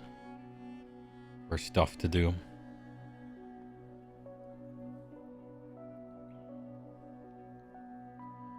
I'm gonna be in town later this year. Royal Farms, you say? Is that what is that? Is that a place? Royal Farms.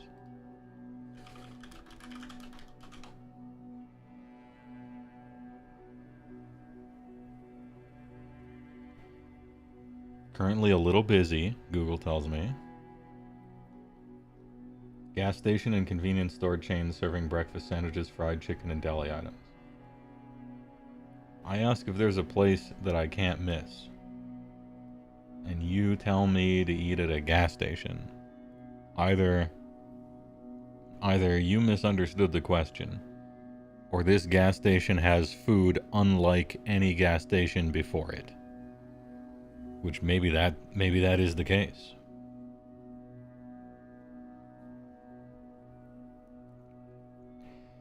It is a gas station, but it has the best fried chicken, okay?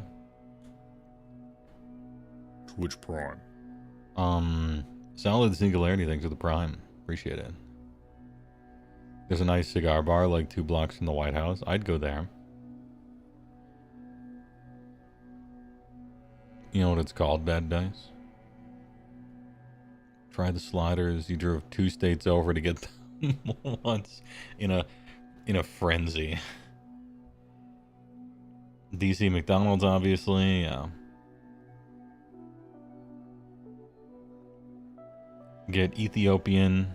It's a must. I've had Ethiopian before. It's good.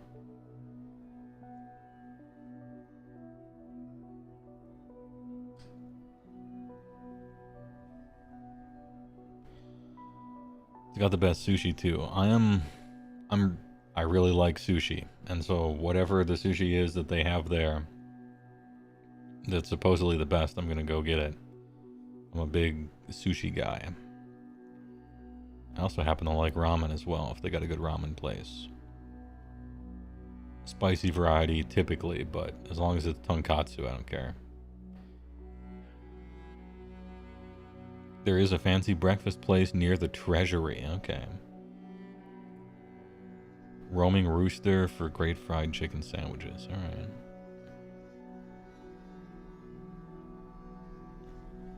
As gas stations go, if you're passing through PA, hit up Sheetz. Yeah, I've been to Sheetz.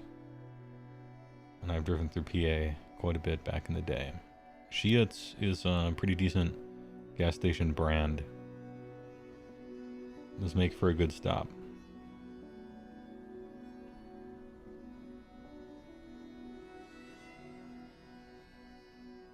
Is the best sushi for gas station sushi? No, I thought they were I thought the person who said that, which was you, we're talking about like a restaurant. I didn't know you were still talking about Royal Farms.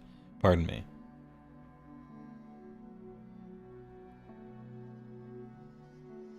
Barracuda, that's scary. Okay. You're building a Gitz, because of how you say it. You're gonna make the Squid Rida cowboys. Oh, give them all funny hats. Nice. I think giving little hats to your guys is fun, if you're into that.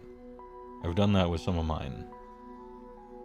I gave one of them like a big hat that says big on it, and another one that's the Altered Beast one.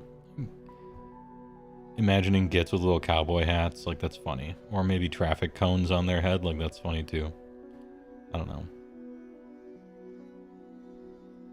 I think hat game is a pretty decent way to go about it. Heading to DC for a little post-election get-together. Now I'm hoping to skip the election stuff.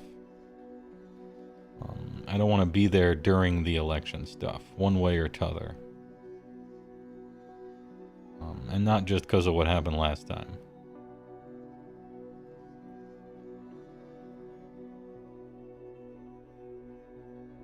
But I mostly just don't want to wait in line. I don't want a lot of people to be there. I want to go when people aren't all going there.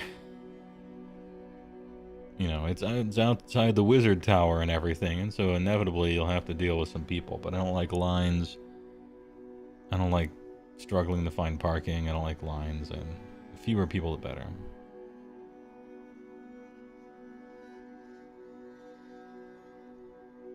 If you can get a spot, because it's frequently booked up, Succotash is a fantastic brunch place in Chinatown, DC. Oh, I suppose DC would have a Chinatown, wouldn't it? Hell yeah, sounds good. I'll put it on the maybe pile. Have you been to DC before? Yes, I have. But I've been to DC twice, but both of those times I was working, and so I wasn't able to be a tourist whatsoever. I was just hauling shit into there and then working and then hauling shit out of there.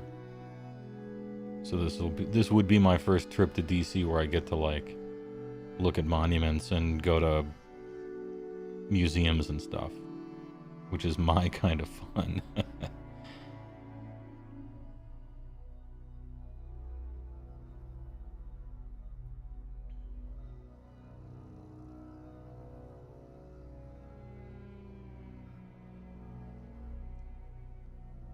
You've always wanted to go to the museums they have there. Same.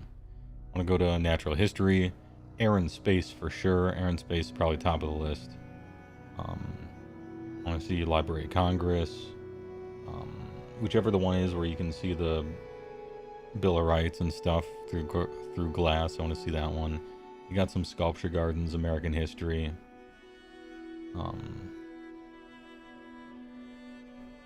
American art. Maybe the portrait gallery, but I don't know. I don't know that I care too much about the portraits. I think most of them, half of them are owned by the Smithsonian nowadays, so.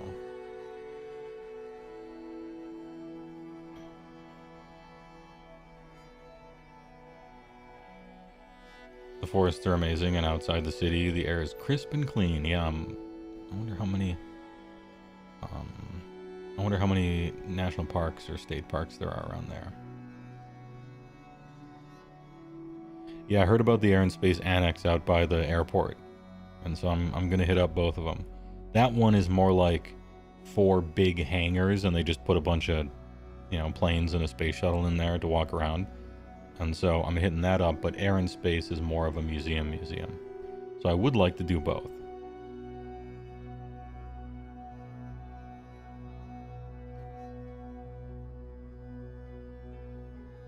I was going to steal the Declaration of Independence. Nah. I am not. I'm probably not even going to take a picture of it.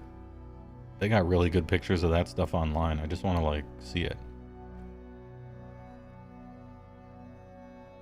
You heard the Spy Museum is very fun.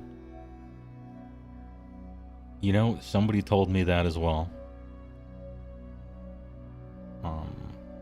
If it's like a real spy museum, and it's mostly Cold War, World War II, what's it called? What's the fucking code that they kind of invented computers to solve? I can't remember the name of it offhand. I should know this. Anyway, that kind of stuff is interesting. Enigma, that's it. Yeah, the Enigma code. Binary. Good try. Switch hats, sure. Arlington is beautiful. Air and Space Annex is super good. Yeah, I plan on going there. Tomb of Unknown Soldier is cool. I don't think I want to see it. I don't need to see the guards changing or anything. I'm very pleased, and I find it really cool that it exists and the whole history of it. But I don't know that I need to be there and see it. I can't explain it. Some of this stuff I feel like I want to be there and see, and some of it I'm just happy it exists. And that's where it lands on that one for me. Flat's trip to the Chicago Museum of Natural History to see the man-eaters of Savo sounds great. I used to live in Chicago, and they have some good museums and art museums. And some good fucking food in Chinatown.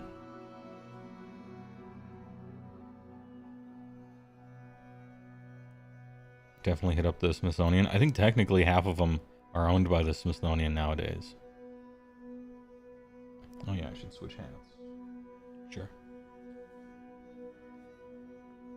Art Institute of Chicago is great.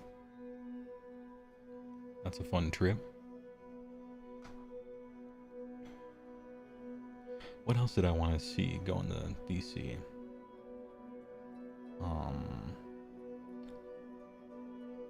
A lot of the outdoor sculpture style monuments, obviously.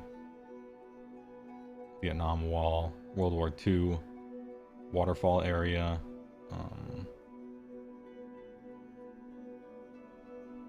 I've been to the Lincoln, so I don't need that one. Been to Washington, don't need to see that again.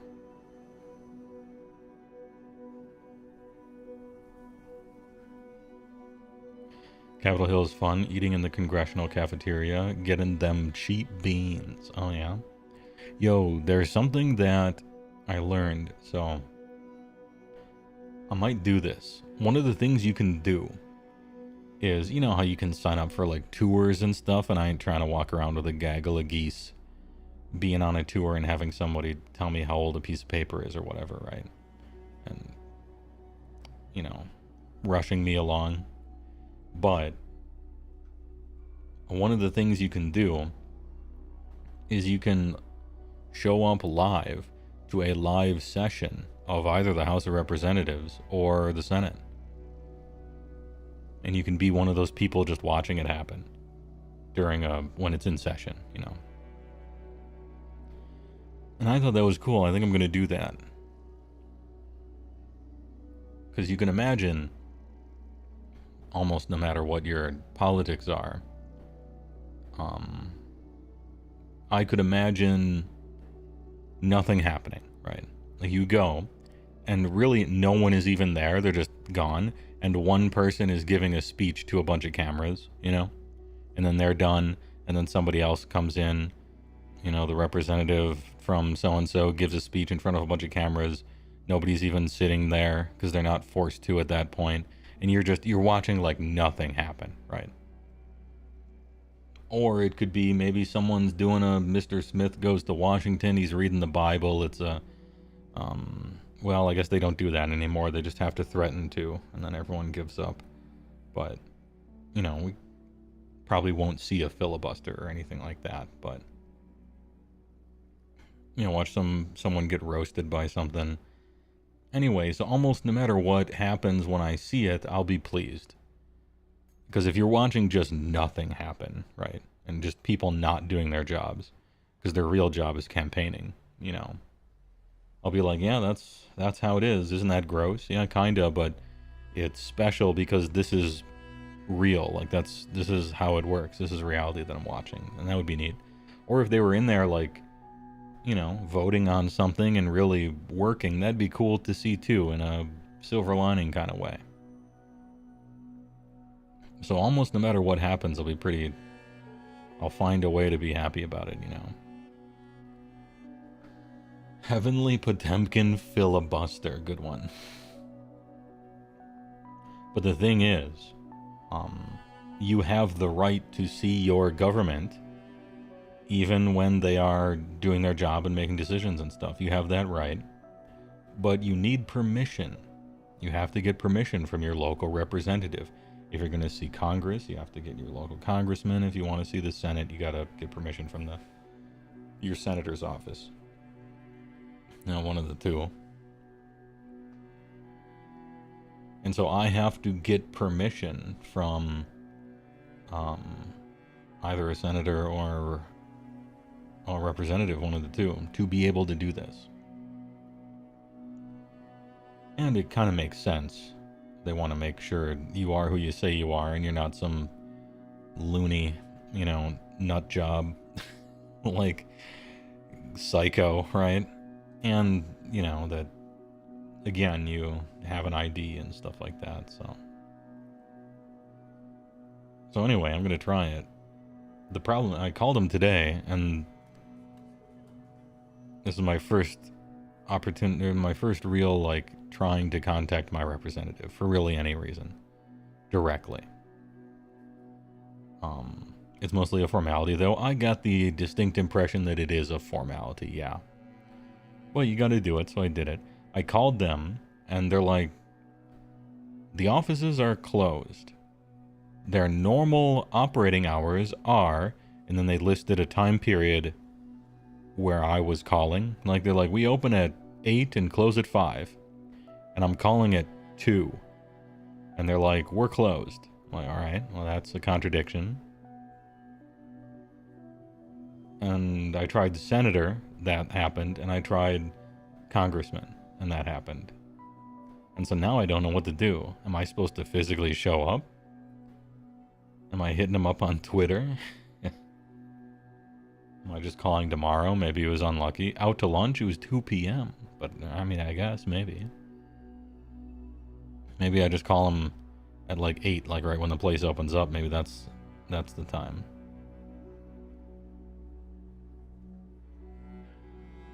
Congressman, how do I get a blue name? It's easy. You just read the rules.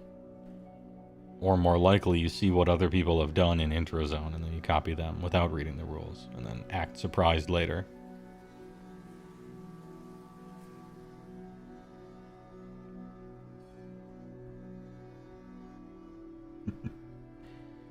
Person being a weird dick in Discord. I don't know what rule I broke. Well, one of our rules is don't be a dick. So I would say that one. Hey, alright.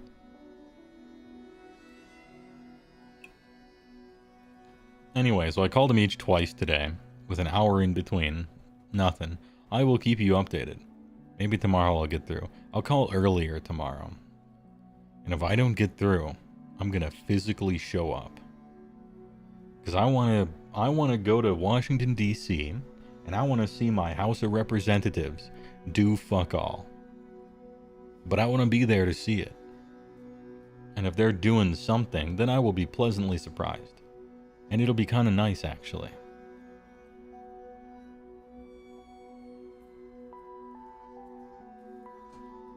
Check their website. They probably have an address for that sort of request. They do not. Well, the House of Representatives one didn't. I guess I didn't thoroughly check the senator's site. So maybe their site is more powerful. But I get the feeling this is a rare request. Because I didn't know you could do that, but the way you do that is through that, so. Yeah, they were having an Italian lunch break spearhead, yeah. Hour and 45 minutes. Real lunch break spearhead, no big deal. They could hear the phone ringing, but they were just about to roll priority, and yeah. I get it. Anyway, I think it's kind of a neat thing to do. And maybe something crazy will happen and I'll be there for it, which I don't want to happen. I prefer my crazy things to happen on TV and not where I am in general. But, you know, who knows?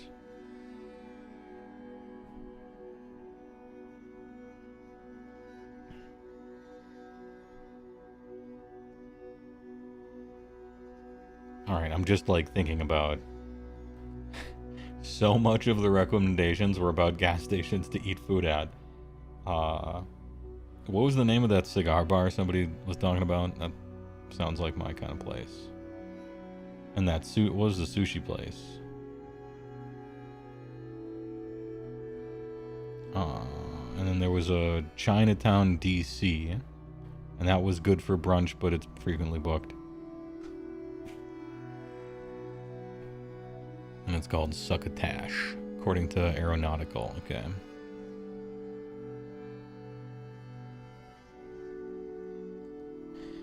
Congressman phone lines are likely understaffed. I'm definitely, yeah, for sure. And I'm prepared for that. Grad students, interns, and coffee boys are all DTing breeds, yeah. Hey, alright. That's fine, I'll just try again. But if I don't get through tomorrow, I might go there. I have half a mind to go there, and I mean that. As in, there's a 50-50 shot.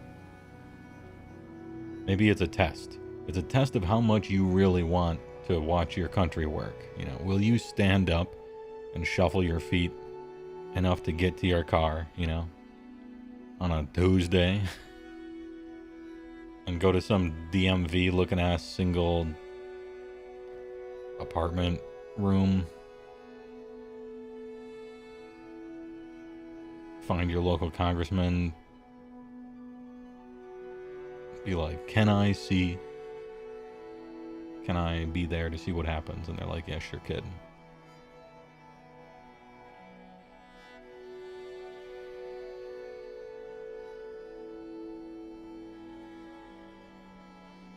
What if they just say yes and they don't even ask for anything?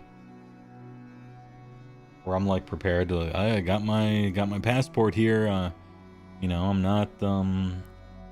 not pretending to be someone else. I'm not crazy. You know, they don't even bother asking all that stuff. It'd be a little disappointing, in a certain way. Oh well. Anyway, thanks for the tips.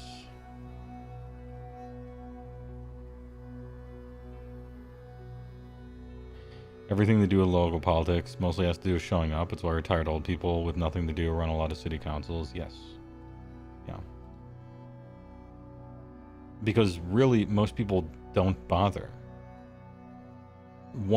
It's like 1 in 100, or perhaps lower, people willing to physically do anything.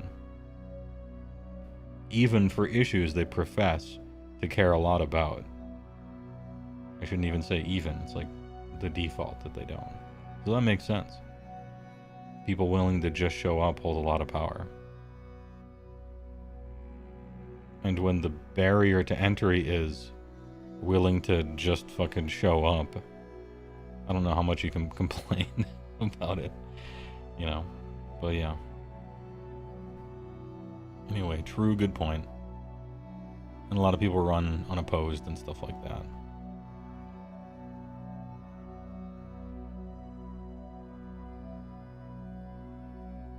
Alright, we're going to cut to commercial.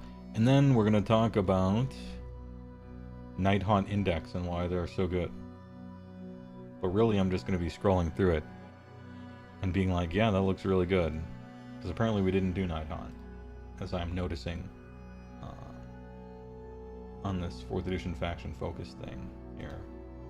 We got to get it out of the way. We got to eat our fruits and vegetables. So I'm sure all this shit's really good. I'm sure they're going to get nerfed in some way.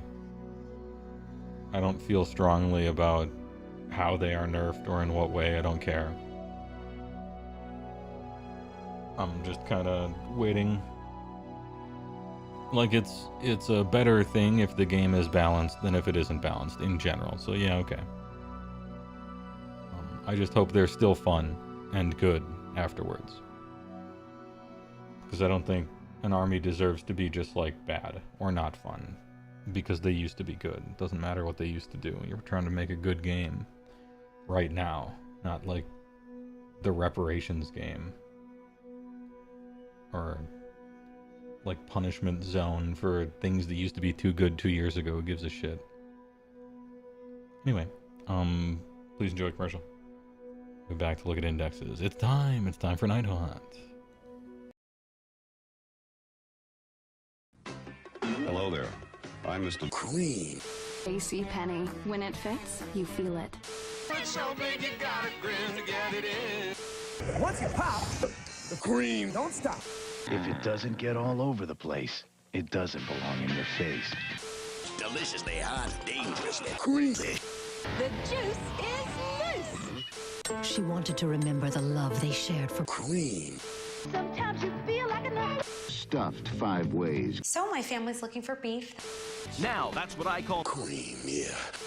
Because I'm good enough, I'm smart enough, and I am the cream. Then why do we call it big? Because big things go into it. At the Men's Warehouse. You're gonna cream. I guarantee it. I guarantee it. We're back. Faction Pack Nighthaunt. Win rate, I don't know, like 70% or something. They're super good. Everyone's complaining about them. They are indeed too good. I kind of don't care. Not like I don't think they should be nerfed or anything. It's just there's a lot of armies in the game, right? Look at this. GT games played 666. Nice. 65% win rate, a little high, considering that's 10% exactly above the Goldilocks zone that they intend people to be in. We got them way too high in red here. We got Luna the Realm Lords, very high in their own right, 61, only trailing by 4% here. 100 fewer games played, for sure. Not a lot of draws in Age of Sigmar. Average player ELO, okay. And then 56% just barely. Like if they went down 1%, they would be in the Goldilocks zone that they say they want, which is 45 to 55. Which so, part? Disciples of Tzeentch, way fewer games played. Look at this. Half the games played of anybody else in the top. Well, Ogre Tribes doesn't have, I don't know, 350 is okay, I suppose, right? But yeah, Disciples of Tzeentch, pretty close. They almost need like an intangible if they want to just knock them down a little bit. They probably want to get them all the way to 50 or something, though, so.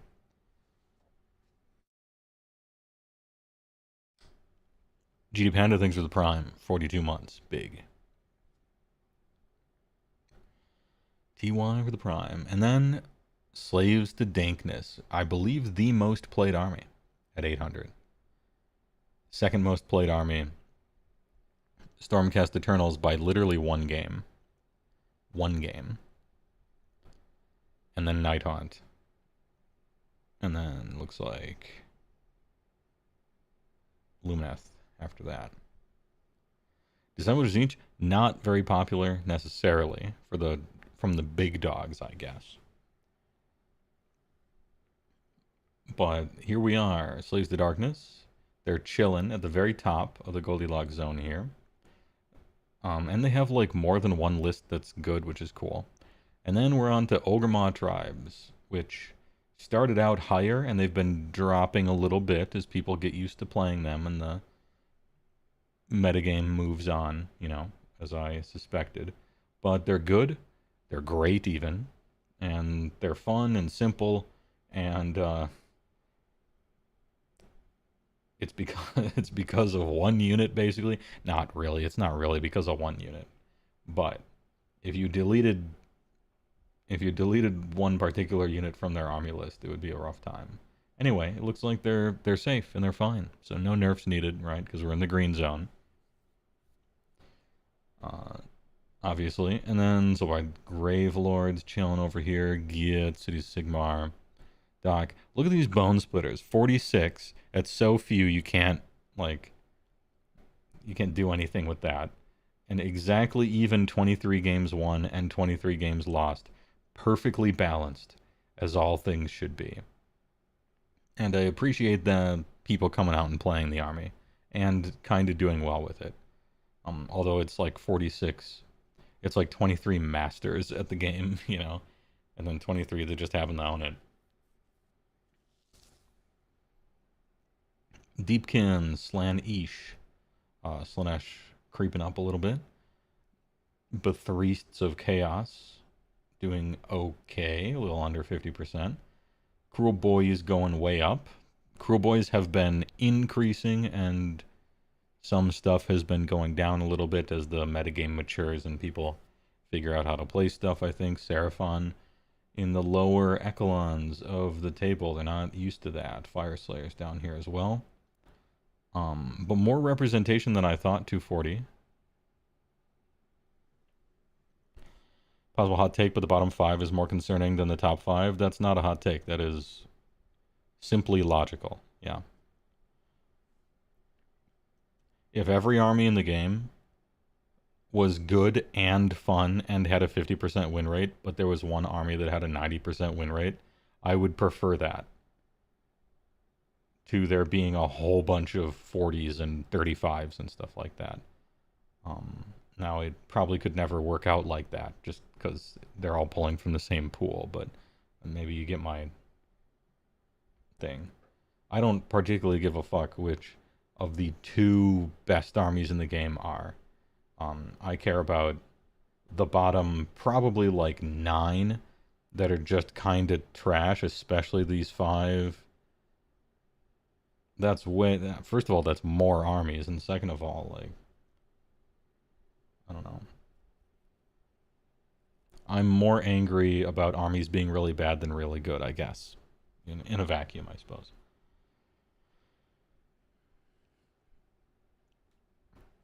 You're really curious to know what sort of lists Tzeentch players are winning that hard with? Same, I don't know anything about Disciples of Tzeentch besides looking at the faction focus thing. Yeah, all 23 Bone Splitter players did great, and then 23 other ones didn't, but you know. 2-drop Demons and Skyfires. Okay, seems good. I appreciate it. Sons of Behemoth way down here. Because, I mean, what do you do? What do you do with Sons of Behemoth? You run up and you stand there. And if the opponent can just kill you, or there's a whole bunch of objectives on the table, then you probably just lose and there isn't much to do about it. It's a problem with their army design. And the book has all of 6 models in it, and they could only write 1.5 good war scrolls. Hey, alright. Ironjaws chilling down here at the very bottom of the Goldilocks zone. Same with Stormcast, same with Sylvaneth. Maggotkin of Nurgle, fresh off a drop. And Skaven, who have, I think, just been here. I don't think this is a move down. I've seen Skaven pretty low for most of it. Now, that might surprise some of you because I put them pretty high in my tier list. I put them in the nice tier. But it bears repeating that my tier list is an excitement. And like, ooh, this rule is cool, this interaction is cool, I think you can make a fun army. It's a hype, it's like an excitement fun tier list. It's not a power level tier list. There is a level of suck that you can suck where there isn't any fun left anymore. So don't ever forget that, right? But, and then Blades of Corn, same thing. I almost can't believe they're this bad, but maybe they're just really good against me. Maybe that's it. Flesh Eater Courts used to be the bottom ones, but now KO have taken that place. Almost no one playing this thing. The fewest armies that will technically still exist in a year, so we're ignoring Bone Splitters and Beasts of Chaos, that would be KO. A paltry 100. Yeah, nobody else sinks down below 200. I can't scroll it anymore, but it's the bottom one. They have 132 games played. That's not good.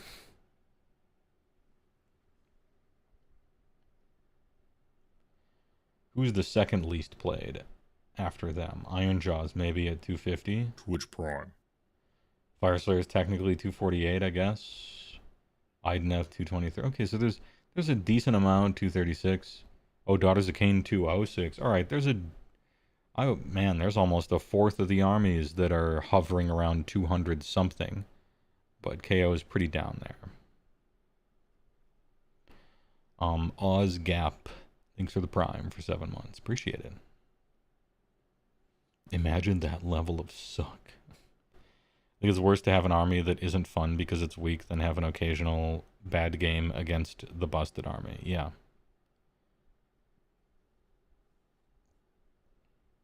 KO have a good list, but it requires Neve Black Talon, which sucks. That does suck, if that's true. Anyway, just some numbers to look at. Hey, my prediction is true. Ogre tribes are fine. See, it's fine. As the metagame evolves, they'll fall back into the Goldilocks zone. And I can expect no points increases, of course, after they look at the data, right? Absolute copium. Anyway. I wonder what they do with all these bottom feeders here. Because a lot of them, it's not really points. It's like their shit doesn't look fun or good. Like their rules aren't fun. And yeah, you know, points could do a lot with it too, but I don't know. I was kind of hoping, even though I knew it was dumb to do this, I was kind of hoping that the battle tomes would be like the indexes, except big. Tons of extra options, 6 of everything instead of 3 of everything. Rebalanced a little bit, expanding, iterating on stuff. All those war scrolls that had a giant empty space because they had one pointless ability. Now, 3 abilities on every... You know, I was a part of me was kind of hoping they would do that. Even though that would be bad, actually, if you think about it. Because then everyone with a battle tome would have like 5 times the options of everyone else. And then it'd be haves and have-nots for another 3 years, just like always. And it would ruin the whole thing. So I take that point. I understand it. But the indexes are pretty basic and boring. And almost none of them produce more than like 1 good list. And I think that's a terrific failure for the game. But that's neither here nor there. Let's talk about Nighthaunt. They're really good. Why? Well, let's see. They have, look at all these battle trades. Holy, they fill up the whole page. Ethereal. Ignore all modifiers to save rolls, positive and negative for friendly Nighthaunt units, excluding Nagash. So, can you use all-out defense? No. Well, you need to get something for that, so instead you can discorporate. It's basically your all-out defense. Gives you a 5-up ward. Works the same way. As all out defense did. Now, a 5-up ward seems really good. And it seems better than +1 armor, right? But consider that you start with a 6-up, right? So you're not getting a 5-up out of nowhere. You're going from a 6-up to a 5-up, which is twice as good as a 6-up. And it is better than +1 armor. But, you know, hey, alright. Now, ignoring all modifiers of save rolls, last edition, in 3rd, was arguably bad. Like, literally worse than not having it, perhaps. I don't know if that's exactly true, but you could make that argument and you wouldn't be silly to do so in 3rd edition. Because it's kind of like the armor stacking edition. This edition, there's less of that. And they just gave almost every unit in the game a bunch of weapon special abilities.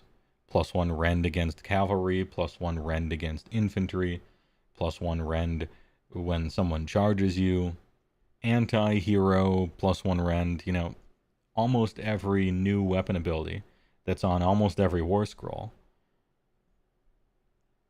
is doing something that you are immune to. Right?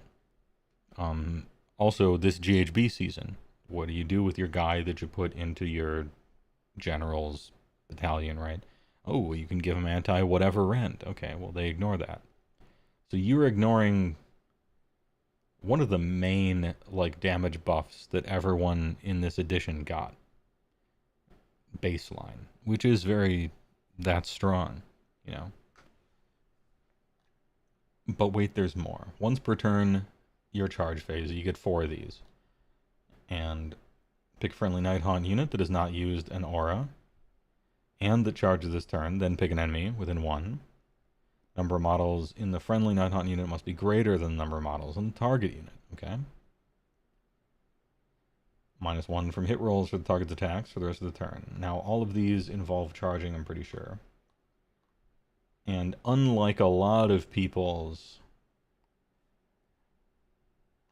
battle traits, unlike a lot of armies' battle traits, these aren't once per turn army exclusively, right? You just have to pick a friendly Nighthaunt unit that hasn't used Aura of Dread for this one, but you could do it also for this one, because they're called different things. Kind of neat. -1 from hit rolls is really strong against a lot of armies, particularly like mine. Hitting on 4s sucks, right? That's good. Friendly Nighthaunt units that are in combat can use charge abilities this phase. Friendly Nighthaunt units. Oh, just everyone. Okay. Just everyone. You can charge. Even if you're in combat.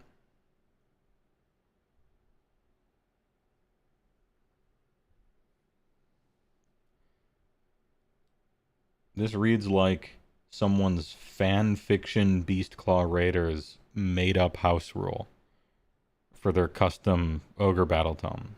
Like, it reads like a player wrote this to make Beastclaw Raiders OP or something like that. You know, this is like a this is like a Bobo rule. Like, someone from Discord's like, hey, I fixed Beastclaw Raiders, check out my rule. And it's like, you can charge even if you're in combat, you know? And be like, yeah, haha, wouldn't that be funny? But this is official. It's real. Wow. Hey, alright. Pick friendly Nighthaunt, War Machine, or Cavalry. -1 from save rolls for the target for the rest of the turn. That's great, right? -1 from save rolls is a super good effect. And it hits your Cavalry, which is a good unit to put it on. I don't know if you have a War Machine or not. Maybe that Black Coach counts as it, as we'll get to. But yeah, -1 from save rolls is nuts. Super good. And once per turn, Petrify. Pick friendly Nighthaunt hero that has not used an Aura of Dread ability this turn. Target has strike last for the rest of the turn. That's very good. Now, these are your charge phase, right? Notice how they all say your charge phase. So that's great. Black Coach is? Okay. Anyway, Strike Last is strong. It requires you to charge with a hero, which is dangerous, right? But, yeah, Strike Last, pretty good. -1 from save rolls, really good. Charge in combat, fanfiction-ass move. And -1 from hit rolls, pretty good defense. This one's pick a friendly. This one's pick a friendly. This one's pick a friendly, right? So these are single target. This one, just everybody.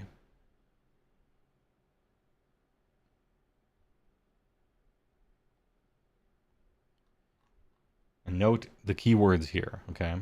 Aura of Dread, okay? And all these say if you haven't used an Aura of Dread ability, all right? But this one doesn't say that and doesn't have a keyword. So you can do these. Kind of nice. Next up, Battle Formations. Vanishing Phantasmas. Friendly Nighthaunt unit that is not in combat uses ability once per turn army movement. Teleport.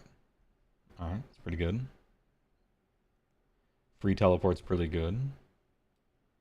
Hunters of the Accursed. Once per turn army, end of any turn. Vengeful Malizan. Pick up to 3 enemy heroes, each within 12 of a different friendly Nighthaunt hero. Roll a shit d3.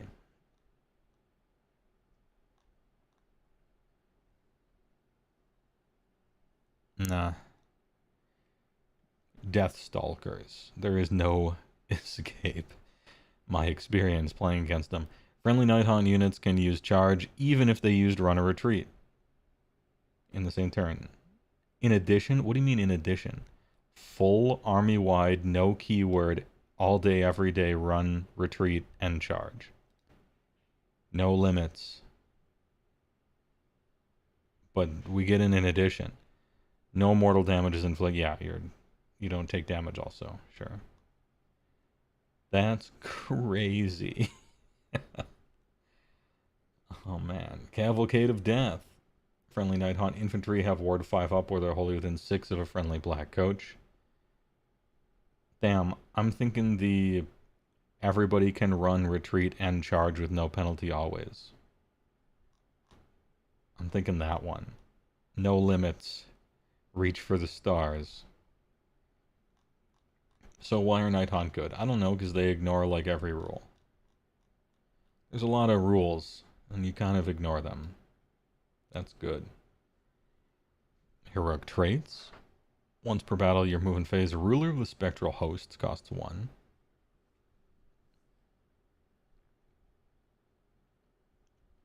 A few of the Nighthaunt heroes require being in combat as well. Alright.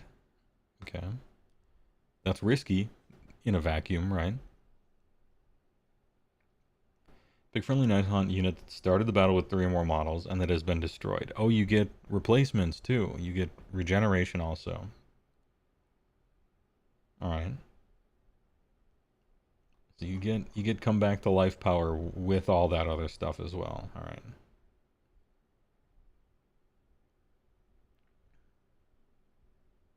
It's once per battle though. Counts as a trait. Cloaked in Shadow. If the unmodified hit roll for an attack that targets this unit is 1 to 3, it fails and the attack sequence ends. I don't get it. That's how the game normally works. You see, my guys hit on 4s, so I miss on 1 to 3 anyway. Anyone privileged enough to hit on 2s in the chat?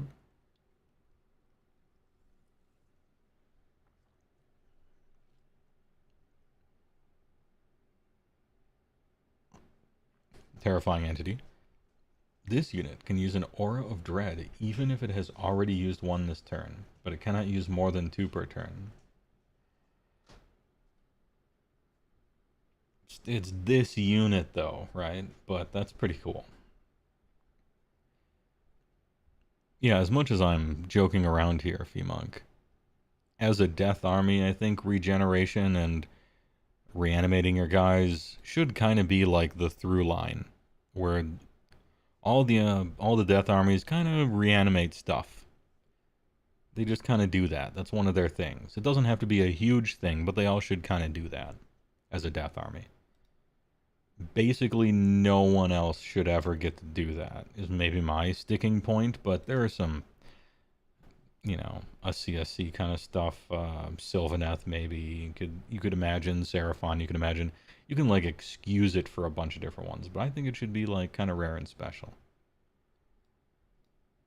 Artifacts of power. Once battle any combat phase. If this unit is in combat, add 1 tax characteristic melee weapons used by friendly Nighthaunt, only than 12. That's good. Getting into combat is normally hard for heroes and dangerous, but it's a good buff.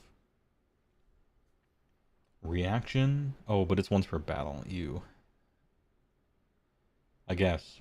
How often are you going to be in combat with a hero that's on foot, though? Anyway, reaction. Opponent declared a fight ability for a unit in combat. D3, 2 up, inflict amount of... Yeah, no. Thrash. End of any turn. The Soulfire Ring. If any enemy models are slain by this unit's combat attacks, heal D6 this unit. Neat. I kind of like the combo, I guess.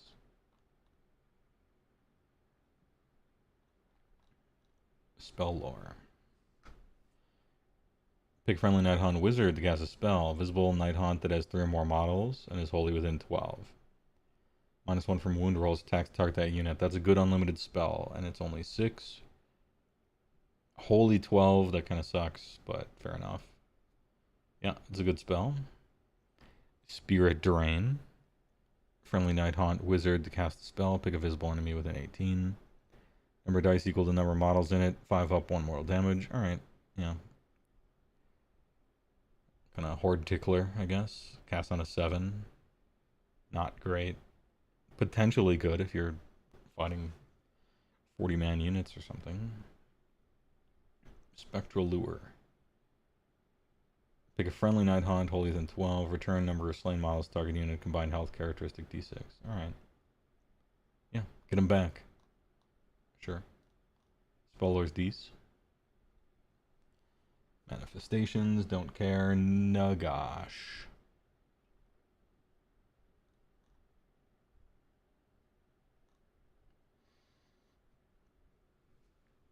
We've seen him already. Lady Oiler. Lady Oil in there. 8-inch move, 4 up save, 7 health. She's got herself a 4 count 'em 4 up ward. Ooh. Double Wizzy too. I mean, we've seen her before, I thought, and I wasn't sure if I liked her or not. But Double Wizzy kind of nice. And it turns out reanimating a bunch of stuff is going to be really good. The control score thing, whatever. Grief Stricken. Ignore positive modifiers to hit rolls, wound rolls, and save rolls for the target. This is good against people whose armies give them buffs. Lady Oil in there. I need to find the points. I forgot to open the document. Pardon me. Sunash, Skaven, Slavs, Nighthaunt. 3 hundo. Oh yeah, the price is fine.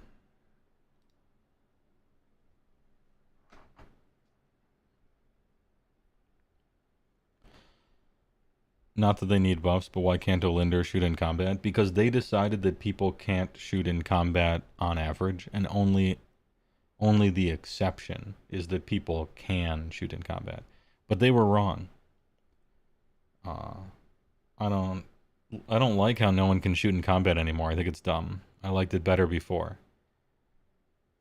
And especially, you know, say one thing about like longbows or using them in combat, but like guns, hand crossbows, this is just like she removes a sheet from her face. Surely she can do that in combat, right? That's like a dragon. Surely a dragon can use its breath weapon in combat, right? It should be able to be used in combat. I'm not trying to buff Nighthaunt. It just, that's something that should just work that way. Also, Thunder Tusks, their breath weapon, you can't use those in combat. Why? Stupid.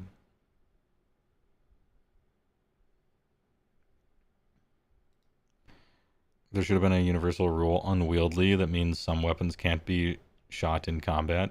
Yeah, maybe, but I'm thinking of stuff like trebuchets or longbows or something. Very rare, you know. Even that, I bet you could fire a trebuchet, just not at the people in combat with you. You'd fire it over there. You know, some guy's fighting someone and you got a catapult or something, you could probably still shoot it once before you damage the catapult. Anyway, I think you should be able to shoot in combat. I liked how you could do that before. And it makes a lot of shooting units even worse now. Anyway, I like the things she does to Price is Right. I wasn't sure how important the res would be, but it's pretty good. And she's a double wizard with a 4 board. And the control score thing kind of doesn't matter, but whatever. It's something. That's something. Kurdos Valentian.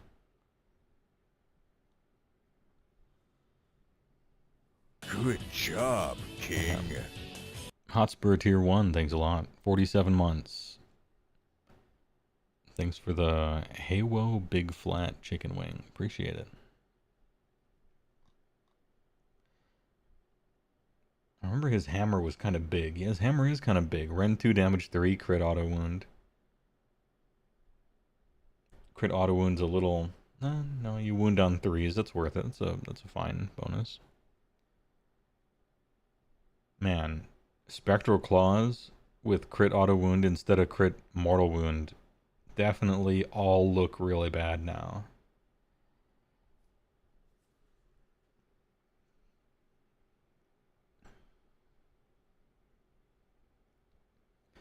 Once per turn, a reaction opponent declared a command. 3 up goes away. Within 12 of him, even. Man, I want more abilities on this guy's War Scroll. But that's my complaint of almost every War Scroll. 200 because they think that it's toxic that he steals commands. And it is. It is toxic to do that. They are right. But, yeah, he's just kind of... He's a man. Olarak the Drowner. Look at this shit. Look at how sick. Holy. It's the boat boss from Elden Ring. Looks so cool. What does it do? It hits you with the Deathwood Ore, the joke weapon from Siegfried in Soul Calibur 2. It's got Rend 2. Tibia Mariner. Once per turn, passage through the underworlds. If this unit is not in combat, pick a friendly non-hero Nighthaunt that is not in combat and holier than 12. Remove this unit and the target from the battlefield. Set them up again, holier than 6 of each other, more than 7. 7 from all enemies. Neat. Usually it's 9. He gets to take people on a boat ride. That's kind of funny.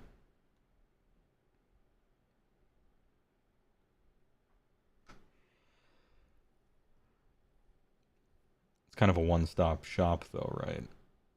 Because it's not like he can go back and get somebody else.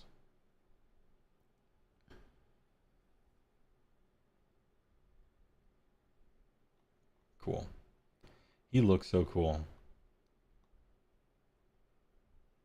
It's pretty fast too, 10 flying. Technically a war machine.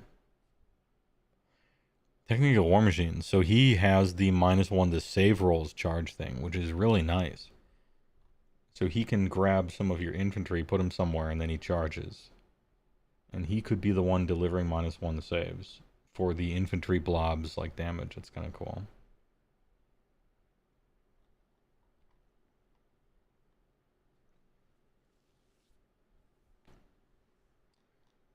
Reikenor the Grim Hala. Wizard 1. Oh wait, was this guy a wizard? He was not. Oh, well then you're just not going to play him, right? Because it's Age of Sigmar, 4th edition. Yeah, he's not free.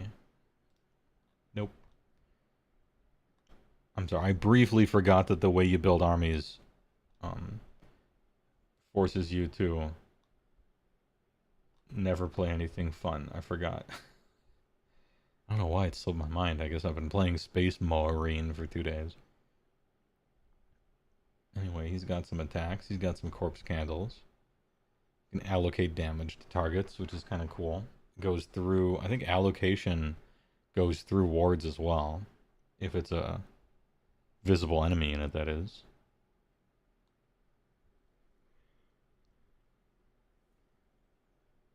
Add 1 to casting rolls is good. And if you picked yourself, add 1 to casting rolls and the power level. Cool.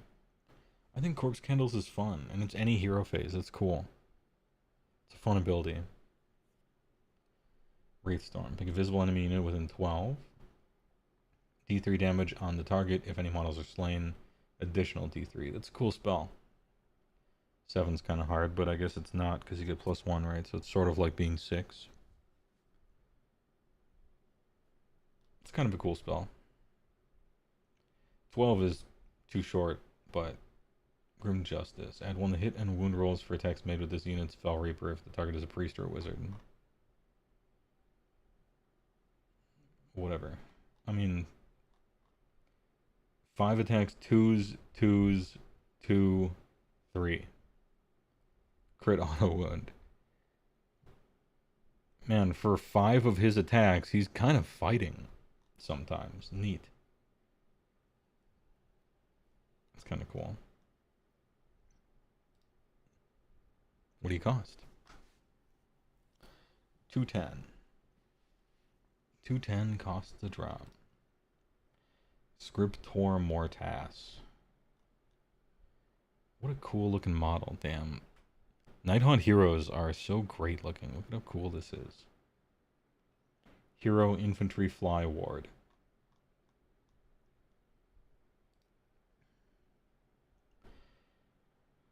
Oh, you count as a, you can be a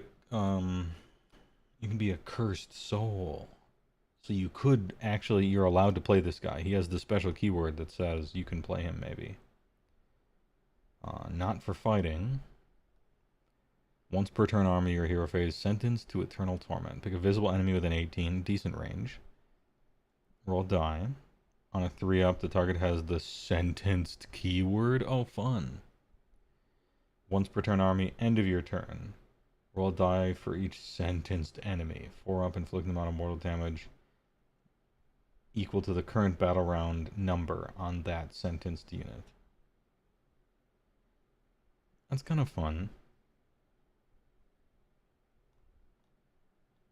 He's funny.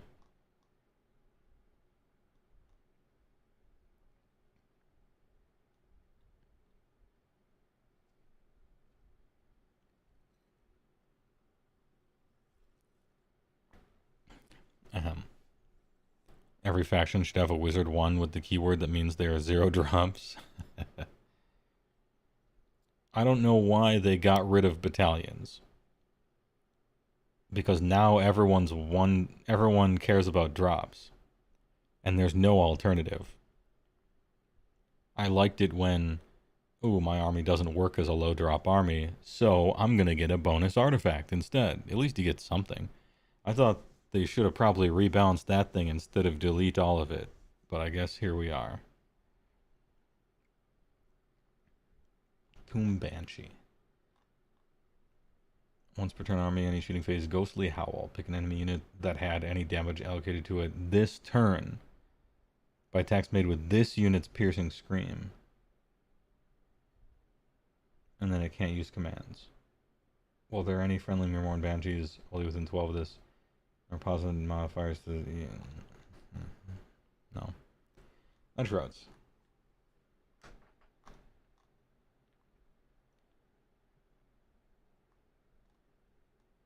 Stolen Hours. Each time this unit uses a fight ability after the fight, heal X. Where X is the number of damage points allocated. Okay. Infantry Overseer. Pick a friendly non-hero Nighthaunt infantry unit that has not used a fight, and they can use a fight, and if they're picked, add 1 hit rolls. Cool. Knight of Shrouds Steed. And then you have Stolen Hours, just like the other one, and you have Cavalry Overseer.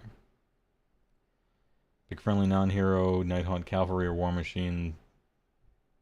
Not use the fight, and then you can do the thing, and you get the hit rolls with it. Okay, at least they have the decency to give them a bonus. They get a free all-out attack with it. Infantry for the infantry one, and cav for the cav one. Or War Machine, I guess. Is he still on a square base? No. This guy? I don't know who you're talking about, but no, this is a circle.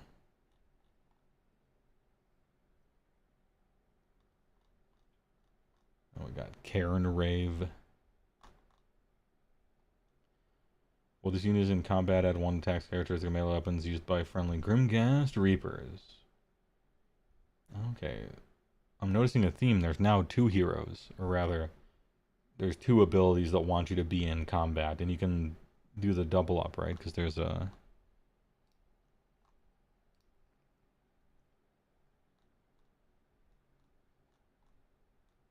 artifact, right? If this unit is in combat, add 1 attacks characteristic of melee. Once per battle, plus 1 attacks. And then...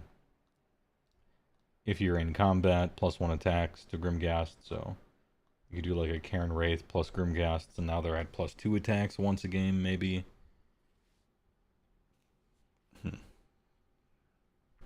Yeah, Banshee was on square for a long time. She probably still is, they just photoshopped it, I bet. Let's see if we can detect that.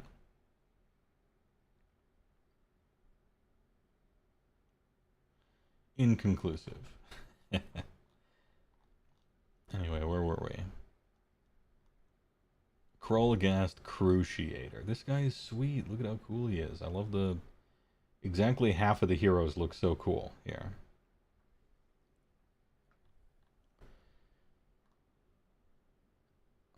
You got some stuff. Empowered through excruciation. Ignore the first damage point that would be allocated to each friendly Nighthaunt unit within 12 each phase. Trash. Lord Executioner. This abilities like this are underrated. Okay? They're underrated against some armies sometimes that do damage that's a tiny amount in every single phase. But I still think they're bad. They're not as bad as maybe you think, but they are bad. Compared to like anything else the thing could have. Lord Texma Executioner. Once per turn, staring death in the face, enemy unit in combat with it. 2 up, -1 from attacks characteristics. In addition, if it's a hero, subtract 5 from the control score. Damn, this guy kind of screws with you, huh? Can I play him, though? Am I allowed to play him?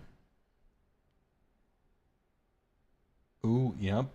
He can be a cursed soul, Lord Executioner. So you are allowed to maybe choose to play him if you want. I think getting into... okay, I'm thinking about this from like a person who's playing Age of Sigmar. It's kind of hard to get all your heroes into combat like that, but maybe if they can all run in charge, and retreat in charge in combat, and are ethereal, and fly, and debuff,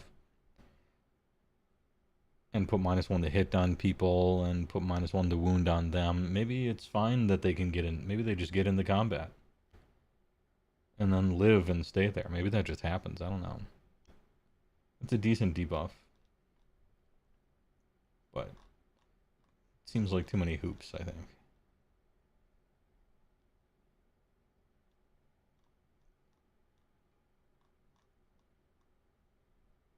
Maybe you just jump through the hoops, though, you know. Dreadblade Harrows. Oh, Harrow.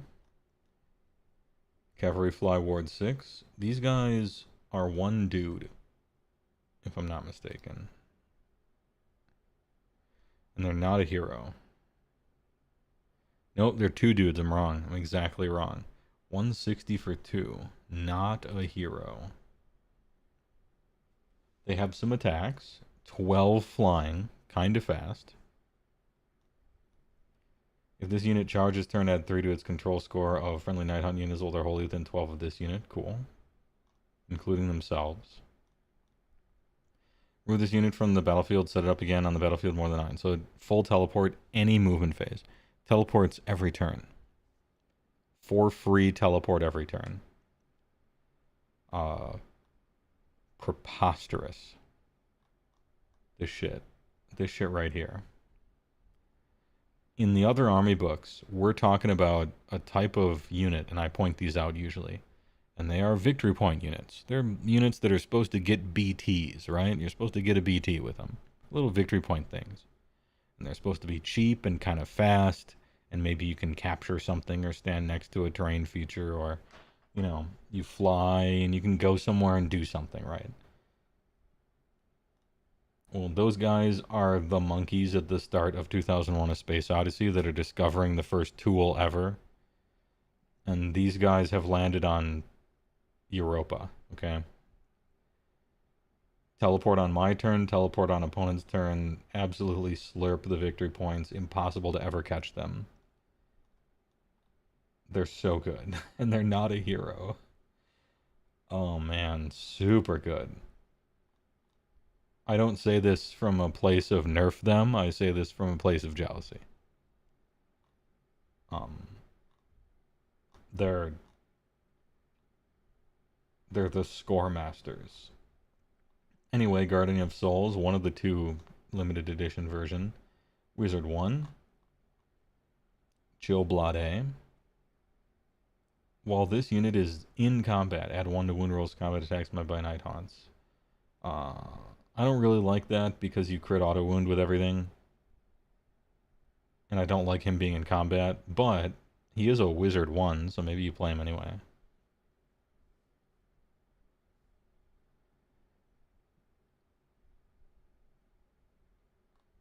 They also restrict opponents' movement to a maximum of 6 inches. They're also the best units in the game. Yeah, it's pretty good. It's pretty good. Pyregeists. Damn, that doesn't look good. A lot of Nighthaunt stuff looks really good, and this is not one of them. I hope they're not good, because they don't look good. Gout of Balefire, kind of short range, but shoot in combat. To light a pyre.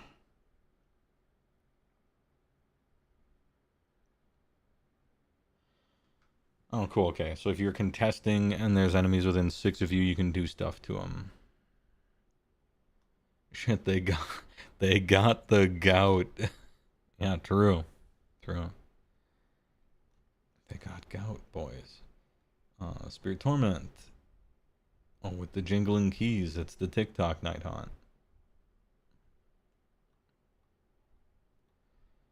Shackled Geist Chains. Each time friendly Nighthaunt within 12 of you uses Rally, you can make 3 additional Rally rolls. No, maybe they do. Maybe Nighthaunt players play them. I don't know how the lists shake out, but I'm not excited by that. Can you play them? Are they a hero? They are a hero. Spirit Torment. Spirit Torment used to have rules that were kind of like what they do. So no, never mind. I was preparing myself to think that that you could play them, but you can't. Never mind. Grimghast Reapers. These used to be the best ones a long time ago in 2nd edition. And they were the best because they had the longest reach on their weapons. Slasher Scythe. Former Quake player. 4311, anti-infantry, crit auto wound. Combat attack score crits on unmodified 5-up while the target unit has 5 or more models. Okay, so a little anti-infantry kind of thing going on. Chain Gahasts. And then remember, 2 attacks. to compare all the little guys on the ground. Roll die. Add 1 of the roll if this unit is wholly within 12 of any friendly spirit torments. On a 3-up for the rest of the turn, add 1 to hit rolls for combat attacks made by friendly Nighthaunt units. Wholly within 12. If you take this guy and another guy, your other guys, wholly within 12, get +1 to hit if you roll a 3-up. Please stop writing rules like this. Nighthaunt's like super OP and everything, but don't do any of that ever again.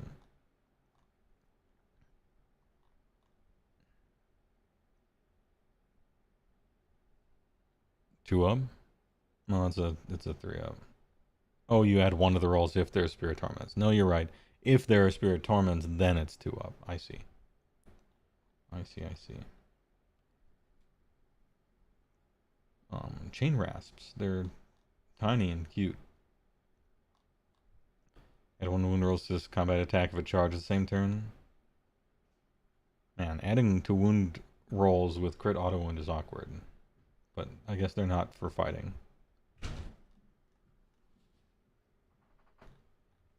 The Black Goach. 10, 12, 4. War Machine now, right? Yeah. Everything has crit auto wound on it. But this one can shoot in combat. None of its attacks are exciting. It has the bad D3 roll. If this unit is not in combat, removed from the battlefield, set it up again. So your movement phase, just teleport. Evocation of Death. This unit destroyed any enemy units this turn. Unlikely. Pick friendly non-unique Nighthaunt hero that has been destroyed. And you get a new hero that comes back. Okay. Cool.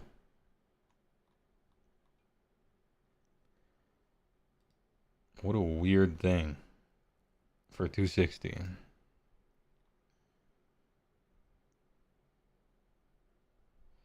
Make a lot of really bad rolls. And you have the bad impact hit. But you teleport every one of your turns. And if you ever somehow kill anything, one of your dead heroes comes back to life. What a goofy thing this is. And it's kind of only 260. Like, 260 isn't really worth it for the damage it's dealing, but it does weird stuff and it teleports. I don't know how I feel about it. Here's little crossbow guys. Craven Throne Guard. That's 16-inch, 2 4s and 3s, 1/1 crit auto wound. This unit can pick enemy units to be the targets of shooting attacks, even if they're not visible. In addition, ignore negative modifiers to hit rolls for this unit's shooting attacks. So, full snipery now.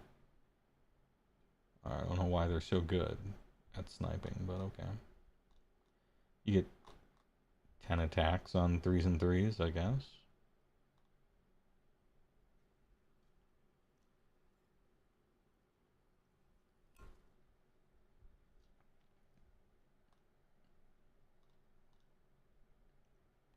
You're like halfway decent. I'm just surprised to see it. Craven Throne Guard. 5 for 100. They're pretty cheap. And then Bladegeist Revenants, which used to be worse than Reavers, and then they were better than Grimghast Reapers. And now, what are they? 1184. 2 attacks, 3/3/1/1 crit auto wound. Whereas Grimghast Reapers are 2 4/3/1/1, but they have anti-infantry. But if this unit charged this turn, and you get to charge always, and it's impossible to stop you from charging even if you're already in combat, they get +1 attack. So Bladegeist are still better, because 3 attacks is better than +1 rend, I think, and +1 to hit as well. Bladegeist are 10 for 150, and Grimghast are probably cheaper because they're worse. Yes, 140. Okay.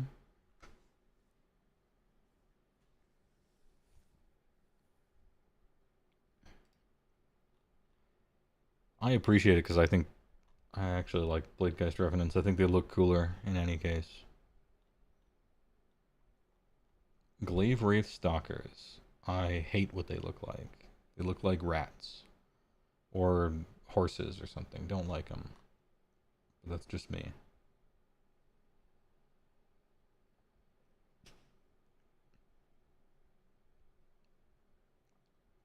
So when you deploy them, you pick someone to stalk. And then when you charge a stalked enemy, you add 2 to charge rolls for this unit. But you have to... okay, so you get like once a game plus 2 to charge. No.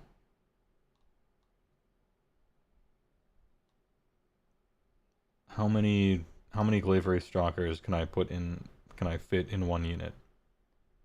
Damn, only 8. Okay. In my head, I'm like, what if you have 20 Glaive Wraith Stalkers and you teleport them and then you get a super plus 2 to charge or something like that? But yeah, nah. Never mind. Moving on, Banshees. Oh, they got 2 health now. 4s and 3s, 2d3, weird weapon profile. It's like a wizard bonk, almost. If a friendly Nighthaunt unit all within 12 of this unit is picked to be the target of spell, you can unbind as if you're a wizard, and then you add 1 to the unbinding roll for the ability. Oh, +1 to unbind, kind of cool. If it's unbound, inflict d3 mortal damage on the caster. Myrmidon Banshee. 4 for 120. Nope. Nope, nope, nope. Spirit Hosts. They're old.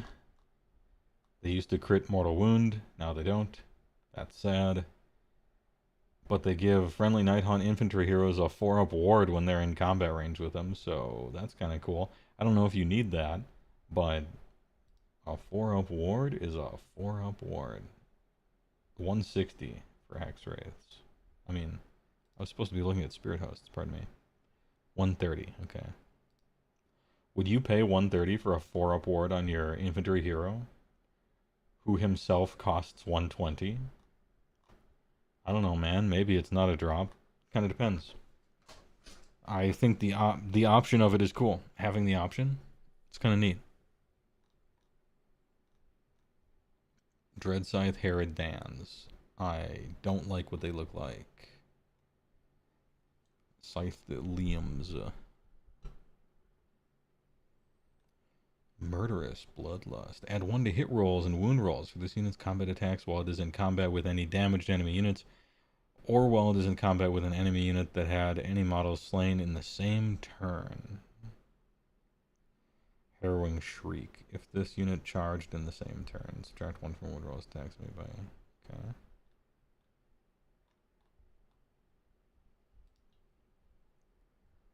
$150.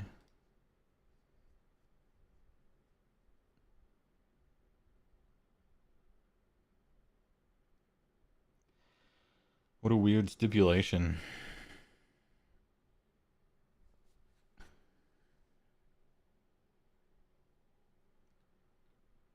Interesting. And then Hax Wraiths. They look so old. They're so bad. But their stats are so good. They have 2 control, which is really good. 12-inch move, flying, really good. 3 health. 4-up save. 3 health, huh? 4-up save, huh? They got some random ass attacks. If this unit charged, pick an enemy within 1, D3, and then it's the stupid thing. You get 5 of them. They cost 160. If I recall, yeah, I was about to mention Thief the Thief. They got FAQ'd to be Control 1. So, that's important, because they're like a crazy anvil, right? Ethereal, 3-up, 4-up, 6-up, potentially 5-up, potentially -1 to get wounded, some recursion, 12-inch flying, can charge when they charge. Yep. They're pretty hard to deal with. The ultimate pinner.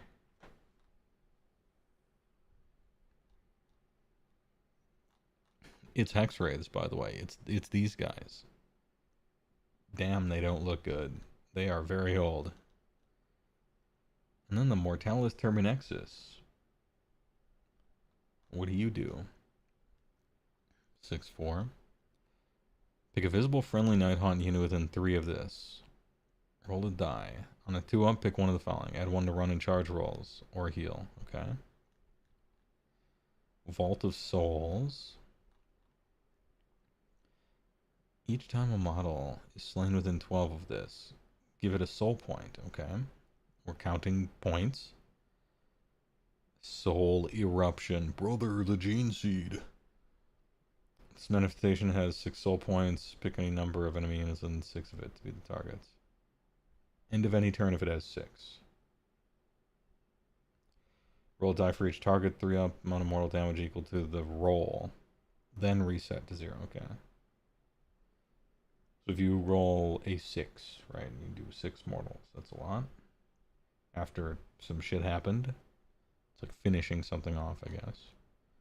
And the Shyish Hareeper. The Almighty Reap. Why did you call it that? 1 attack. 3, 2, 2, 4. Hey, alright. Add 2 to the attack's characteristic if it charged in the same turn. Oh, shit. Alright, funny.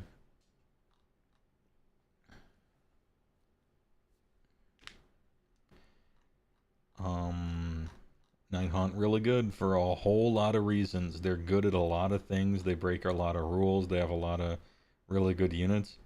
I'm so desensitized to how strong most of the good stuff in this book is that even a 130 point guy that gives a hero and himself 4-up ward. Wait, it's not himself, right? Friendly Nighthaunt infantry heroes have 4-up ward while they're within. Yeah, it's just the hero. I misread it the first time. Free 4-up ward for your, well, not free, 130. It's really good and fun and cool, and you'll win a lot, and they're gonna get nerfed a lot, and I hope they are still fun and good after they get their very well-deserved balance adjustments. None of them have anything to do with points, really. They just typed words and they kept typing words. You know, it'd be kind of interesting to see what the game would look like if everyone was written to the quality of Nighthaunt. Like, especially some of the weaker armies. Like, what does a Stormcast army look like that has rules this strong? You know?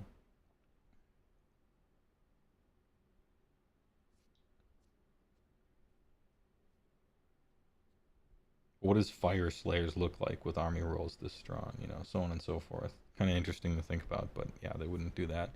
It's the outlier. It's the absolute outlier.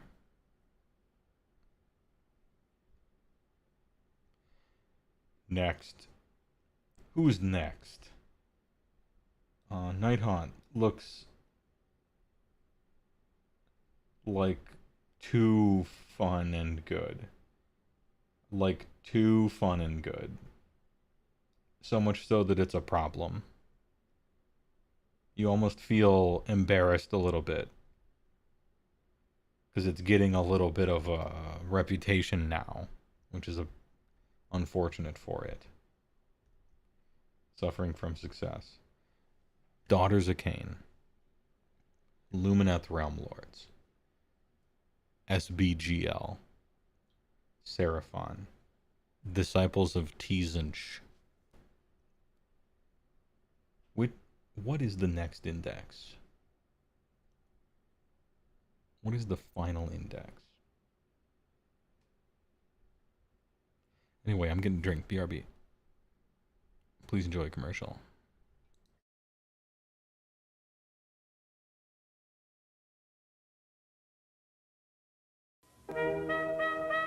Right now, you could be savoring the rich, creamy flavor of angel food ice cream. It's the extra cream in angel food that blends all of your favorite flavors so they're always smooth and creamy. Never point. How about some rich and creamy angel food ice cream right now?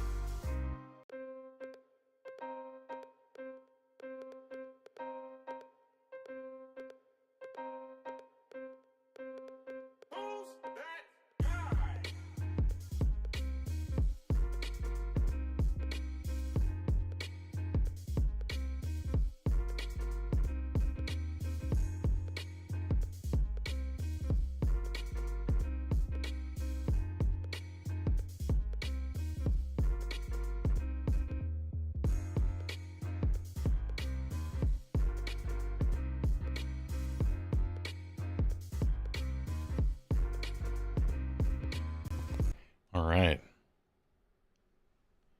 You know what? Word on the street is Daughters of Cain aren't doing so hot.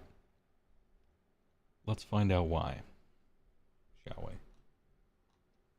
There she is, Tay Rathy, right on the cover. Battle traits. Girl. Thanks for the huge Luca girl. Appreciate the big emote. Aren't they doing like fine? Let's see. Let's back up my words with data. No, they're fine. 51%, they're fine. I'm sorry. I must have been thinking of Seraphon or something. Alright, 1,000 pardons, Daughters of Cain, for implying that you guys weren't doing well, for once.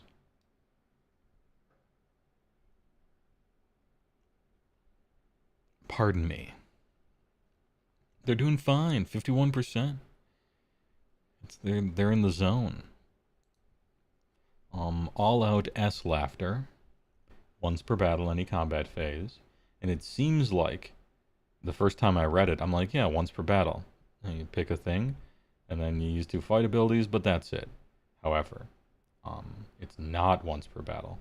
It's once per battle per unit that uses it. Very confusingly written. Very counterintuitively written. But they do, that is the system that they're using. And if you fine-tooth comb through the rules in two different places, you will realize that's how it works. And at least they're consistent.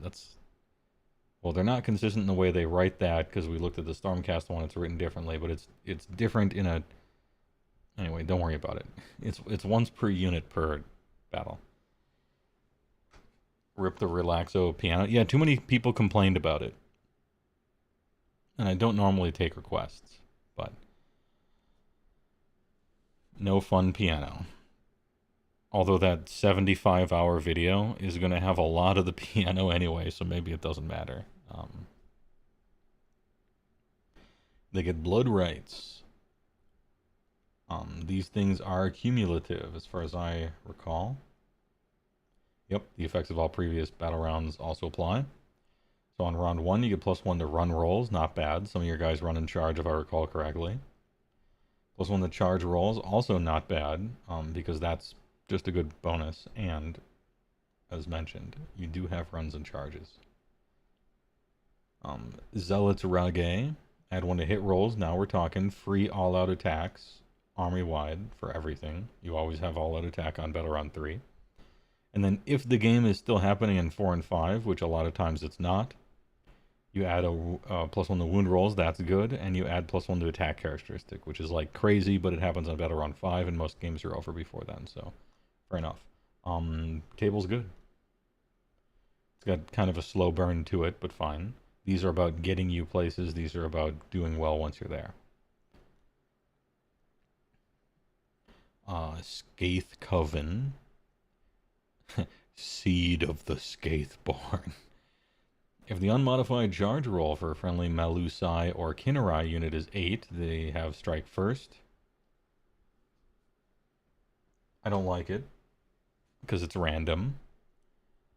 And it's like a win more thing. But strike first is really good, especially on the opponent's turn, if you can do it.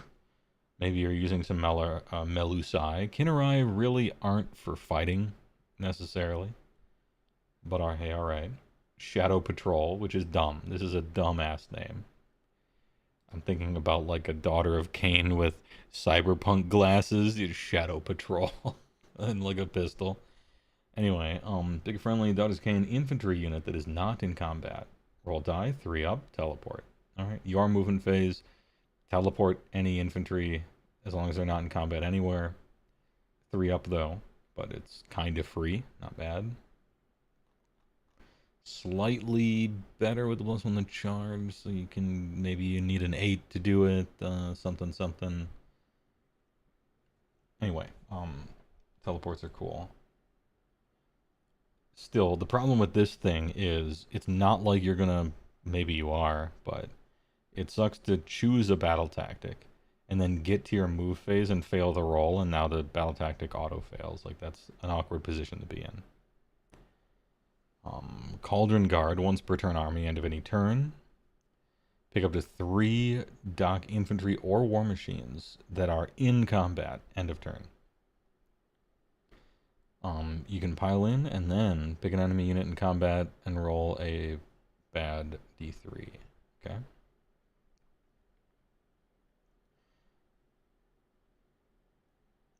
Slaughter Troop.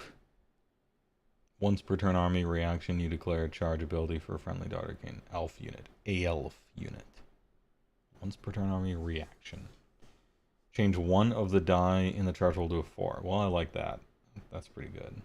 It has to be elf unit though. So Melusai can strike first if they get the natty 8 up.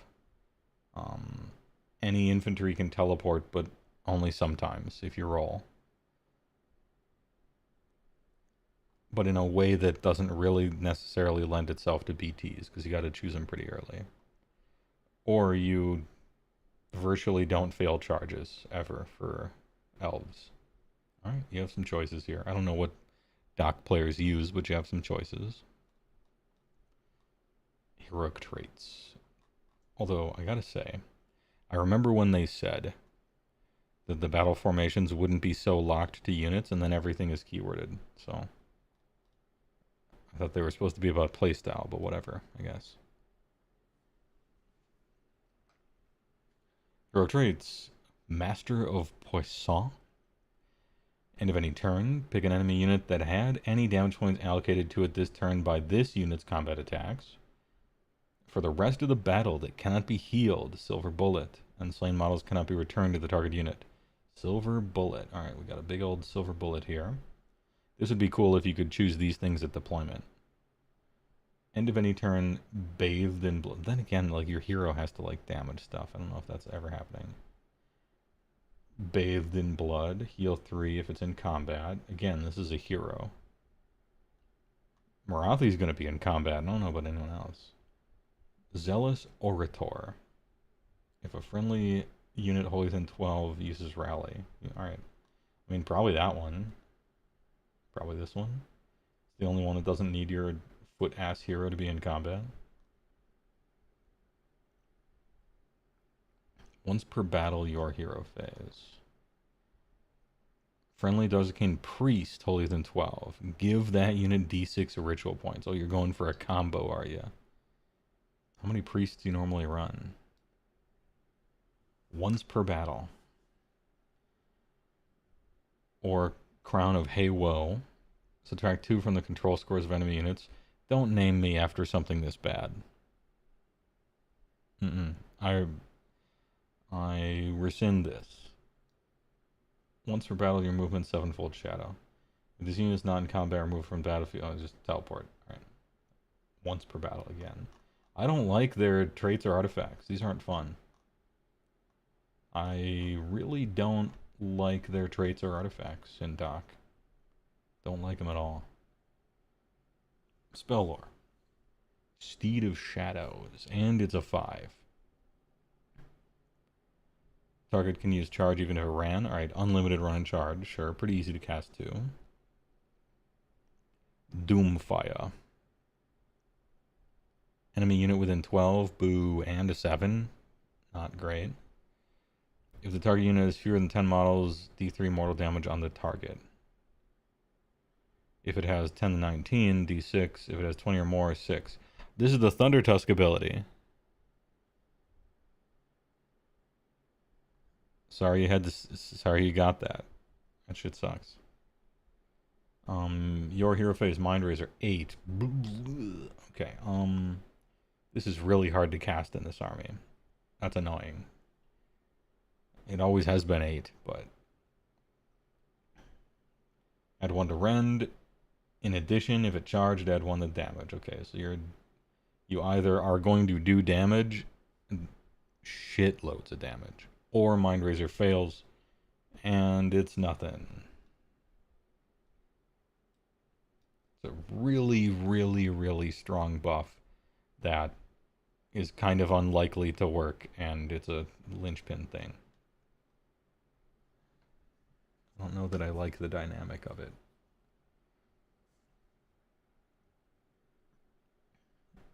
Sacrament of Blood, 5. Pick a visible friendly Darzakin unit wholly within 12. Until the start of your next turn.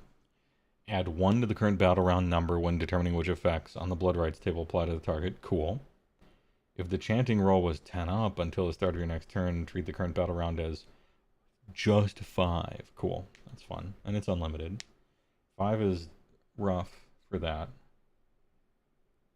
And you have to pick 1 guy for it. I like increasing the battle round thing, but this is hard to do. I guess it's funny when it's 10 up and they get 5. Like, that's cool. I don't love it. How many priests do you have again? I guess we'll look. Martyr's Sacrifice. Darzakin unit, holding 12.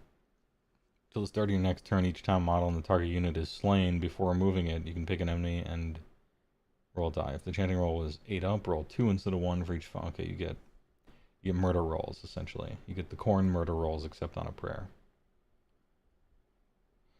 We run 3 priests if we're including Cthulhu. Okay.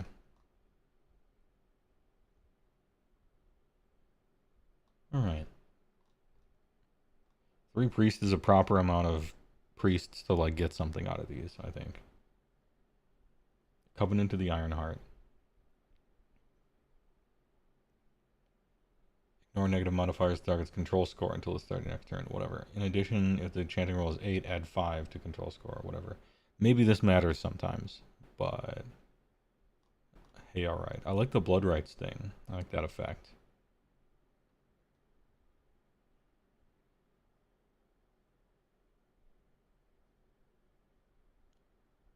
I had to read the second half of this just to see if it still only affected the target on 10 up. I thought maybe when you get a 10 it affects everybody or some ridiculous thing, but no. No. Okay. And murder rolls are kind of funny.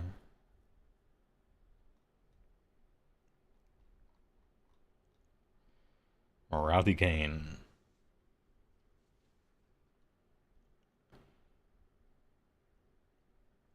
Your hero phase, cast on a 7. Mirror Dance, plays 2 tokens, and then hot swap the hard drives. That SATA. The SATA Shadow Queen. The SATA Queen. One soul, 2 bodies. Ooh. And then +1 the casting rolls. Alright. You're going to need that +1 the casting rolls on account of having to get an 8. Wizard 3, big wizard. Seems like you just have to play with her. That's... I think they, like, gave up. And it's just like, look, if you want to play Morathi, then you're playing Daughters of Cain. And if you don't like Morathi, then don't play then don't play Daughters of Cain. Maybe that's how it works. This is the Shadow Queen. I can't defeat her. She's not too good. I just have problems with her. I'm just not consistent enough to get the job done. There's always that one turn where a charge roll fails or a 2-up D3 thing doesn't work. I can never do 3 to her every single turn. Some die roll or some misplay or something always gets me. And the Shadow Queen just slowly devours 1v1 all my guys. I can't ignore her because she's faster than me and flies. And I can't kill her. But, hey, it sucks to suck. She's cool. Ironheart of Cain, she can't die. Fury of the Shadow Queen, pick an enemy unit in combat with this to be the target, roll D3, 2 up, inflict an amount of mortal damage equal to the roll. If anyone's slain, she gets +1 attacks. Oh, not just her. It's Kinnerai and Melusai, but not her. Okay, interesting. Does that matter? Yeah, I guess it could. You could put those guys there. Anyway, she fucks shit up. I'm sure if you play this army, it's one of those classic things, right? This happens all the time with classes and things like that, where you play Daughters of Cain, and when you're playing Daughters of Cain, the Shadow Queen dies as soon as she possibly can legally die every time. Your opponent just gets her every fucking game. But when I play against Daughters of Cain, she might as well not have any health, because she's just going to live for the whole game and then the game will be over. And that's that. It's the duality of the unit, you know. When you're playing it, damn, if she doesn't get got all the time. And then when I'm playing against it, I simply cannot do 3 to her every turn. Rain or shine, can't do it. And she survives the whole game and wins it.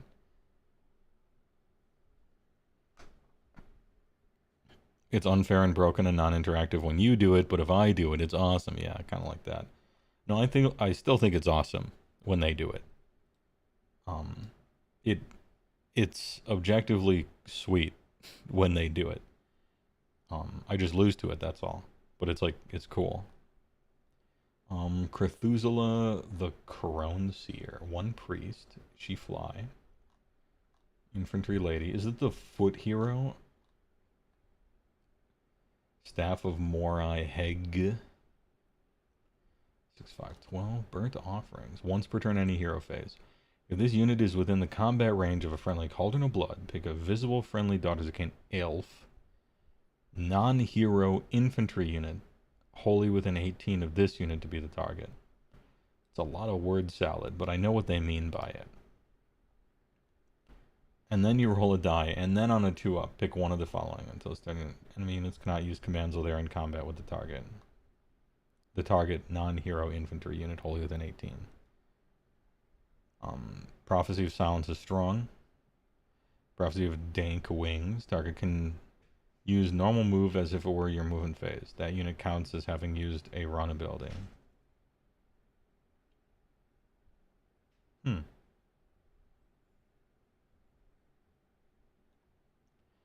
the rest of the turn while the target is contesting, subtract 10 from control score. That do not have hero or monster. Weird, okay. Weird stuff. Murder of Crows 4. Pick a visible enemy unit with an 18. D3 chanting roll was 8. D6 instead. Mortal damage equal to roll. In addition, if the roll exceeds the target's health characteristics, subtract 1 from hit rolls for the target's attacks until it's... Oh, nice. This is cool. Notice how it's not a shit roll, right? It's not the 2-up, nothing happens on a 1 thing. It's just, hey, it does that much, and then it might do something else. Cool. Cthulhu.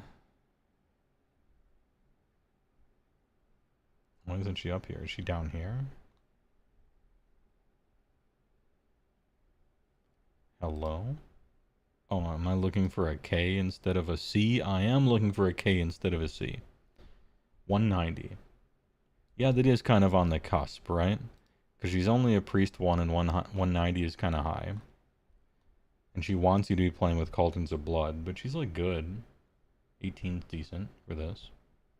I see why you say if they're using Cthulhu. Kind of cool. Bloodrack Shrine. Can there not be 3 different shrines that are all kind of the same?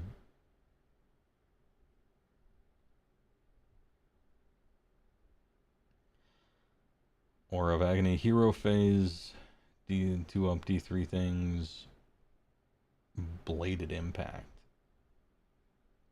2-up D3, okay, it's Mr. 2-up D3 is the name of the game here. Each time this unit attacks with its stare, if the attack scores a hit, roll a number of dice equal to the number of models in the target unit 5-up.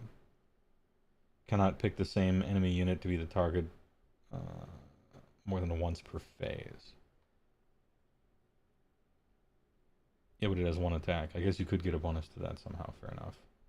Shoot in combat too. Little Hordebreaker thing, neat. End times model, please understand, I guess. No, I understand. They somehow gave us 6 different, like, Beast Claw monsters, right? So, I guess everybody has to have a million very similar versions of the kind of the same thing. I get it. This is just a Bloodrack Shrine. Oh, but it's still a hero. 240. Oh, it's a wizard. This shit's a wizard. Neat. Melisai Iron Scale, the lady.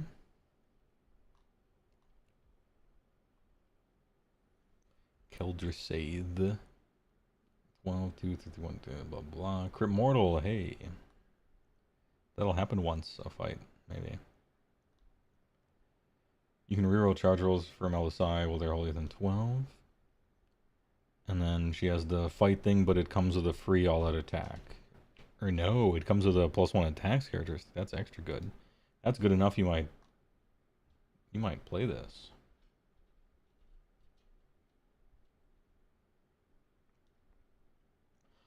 Oh. Okay.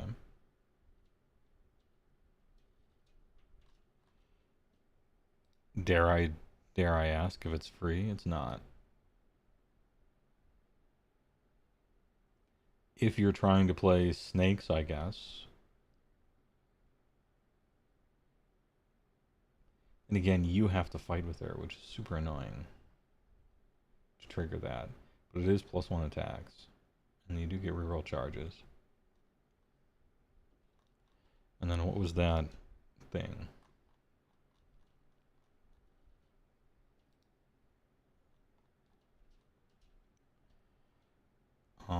Unmodified charge, roll 8 up. Strike first. So,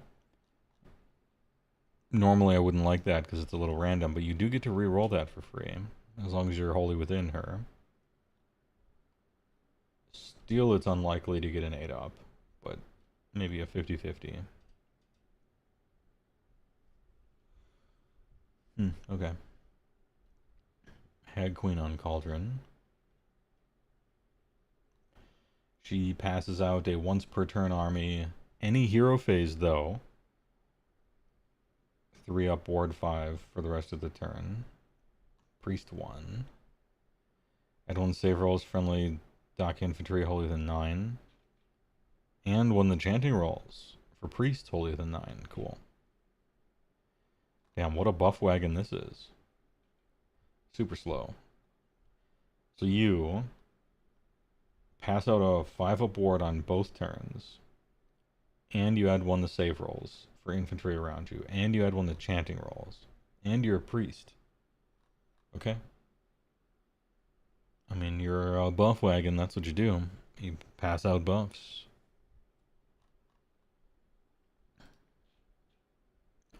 $350.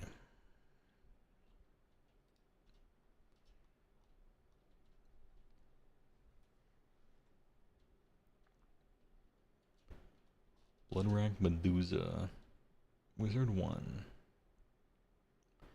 She's got that stare ability.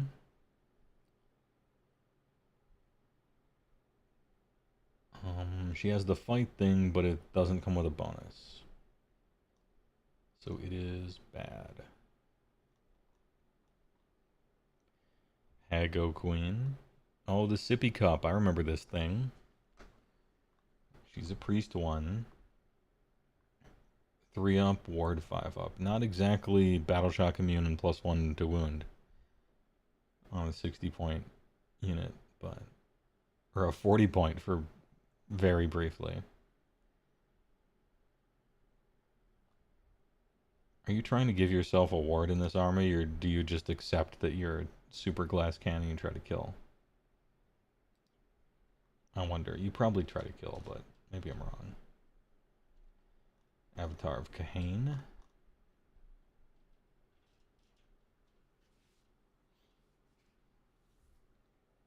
It's got some big hits, 5 attacks, 3-3-2-3. If this unit charged, pick an enemy within 1.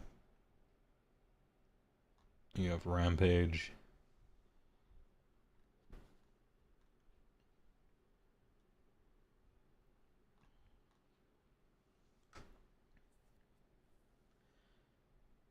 Well, you don't have to resurrect them, or rather, you don't have to, or rather, they don't have to start as statues anymore, but they are giga fucking slow. Do they still cost nothing? No, now they cost a lot. Alright, fuck off. Slaughter Queen. On Cauldron of Blood. Oh, this is the one with the avatar on top, so he's got a Chapo sword. So it's got the save, it's got the chant. Once per turn army. 3 up, +1 attacks. Oh, that's good. That's great. Priest 1. Alright. Yeah, Slaughter Queen version is the best. It has a buff that's good. It costs the same as the other one. Cool. Okay. Big buff. +1 attacks randomly, +1 to save rolls, +1 to chanting. It's a priest, so it counts itself with that. 350 is a lot. I don't know how the points work out, but that's a decent buff wagon. And then there's Slaughter Queen on foot, which is a priest, and also has the bonus attack thing. Yeah, maybe I like that better. It's the same movement too. 150. So I get to keep the buff that I really want for 150 and I save 200 points? Yeah, probably.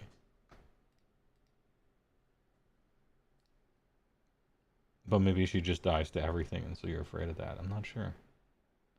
I do know one thing. That mask doesn't work. High Gladiatrix.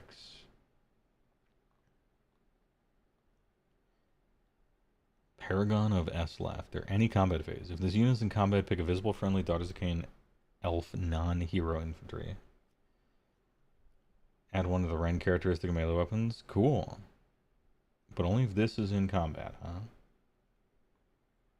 Man, I don't like how all of these tiny, unbelievably fragile, slow heroes are expected to be in combat and alive and stuff. I get that you're charging them both in, but it is a little awkward. She automatically destroys heroes in combat. That's fucking hilarious. And she's like halfway decent at it. Kind of terrifying. The Duelist. High Gladiatrix. Are you free? Yeah, for sure. 130, okay. Doomfire Warlocks. Ooh, they don't look good. They are wizards. When this unit uses the redeploy, if you roll 1 to 3, you can use a value of 4 instead. Cool. Cool. They have all the stuff now. 14, super fast. Doomfire. 150 for 5. And they have the inside out Thunder Tusk thing where if there's 10 of them, they do 6 mortals. Yeah, the horse's teeth. They got the chomps. They're chomping. These guys come free in every box of Doc forever because they've always been bad and looked bad. So everyone accidentally has them already. Pretend it's like a hero that's not a hero, right? And what this thing is it's a 150 point, it's a 150 point hero that doesn't take up a hero slot. That hero is Wizard 1, has 15 health and a 14-inch move and a 5-up save. And like a bunch of stupid attacks and stuff and counts as a wizard. Just pretend that it's like a wizard hero, except it's not a hero and it's fat. Like they finally made it just having stats, like kind of these. Sisters of S Laughter with the knives. Okay. 33401. This unit can move 3. It can pass through the combat ranges of enemy units and can end that move in combat. Enemy combat phase only.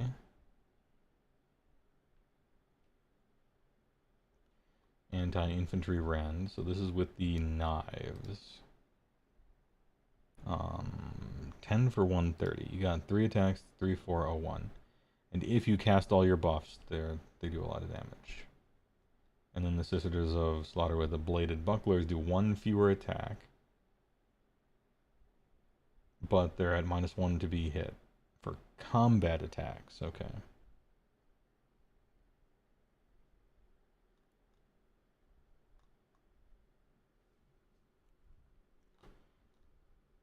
And then each time you make an unmodified save roll of 6, inflict 1 mortal damage. This never happens. This is the classic thing. When I take this, I don't roll a 6 the whole game, but it other people might swear by it. I don't think I want to pretend like they won't just die to everything with this buckler thing. I just feel like you take the one with 1 more attack. Maybe I'm wrong. What about witch elves with blade bucklers? Kind of same thing. What about the ones with 3 attacks? So they have crit auto wound instead of anti-infantry rend. Oh, would you add 1 to rend if it charged the same turn? Okay. So the difference is witch elves add 1 to rend if they charge their 3-3-4-1-1 crit auto wound versus 3, 3, 4, 1, 1 against infantry. And they have the funny move. Their basic troops are kind of like boring and noodly. And then you put buffs on them to be good. And you can make a squad of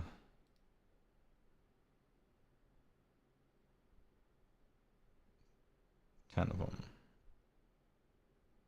And you can put 20 of them in there. 20 of them, huh?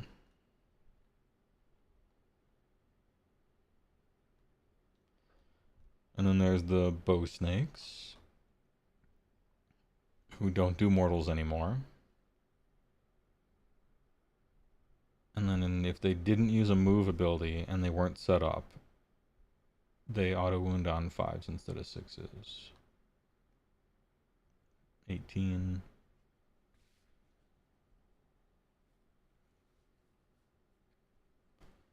Yeah, you're just rolling some dice. Crit auto wound feels pretty good when it's on a 4, right? Or impactful, I should say. And then the heart renders next instead of the other snakes, which is weird. These have barbed javelins.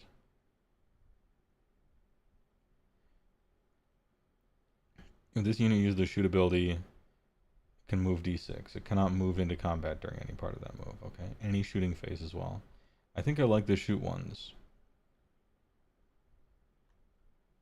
12 is pretty close, though. They're just always going to be hit, maybe, but I like Kinnerai as BT units, obviously. They're both pretty cheap. What about the other ones?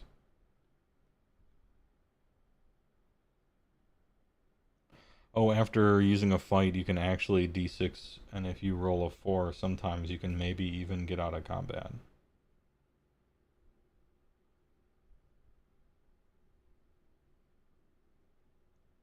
If you were the one to charge. If your opponent charged, they could just pile in. Neat, okay. I don't value either of them like too terribly highly beyond deep striking and having a flying move and being able to BT and stuff.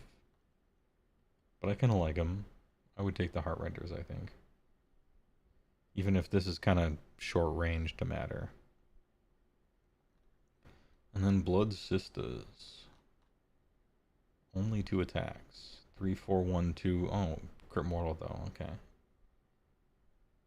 Pick an enemy in combat with this unit via the target. Any combat phase. Die. Exceeds health characteristic. The target has strike last. For the rest of the turn. Oh shit. Okay. Very good. Blood Sisters. Fun. 140 for 5. Any combat phase, opponent strike last, crit mortals, 2 damage, big snake, 8-inch move. What's not to like besides the save and the control? A little bit of the cost. And some of the Melisai only stuff. I like them.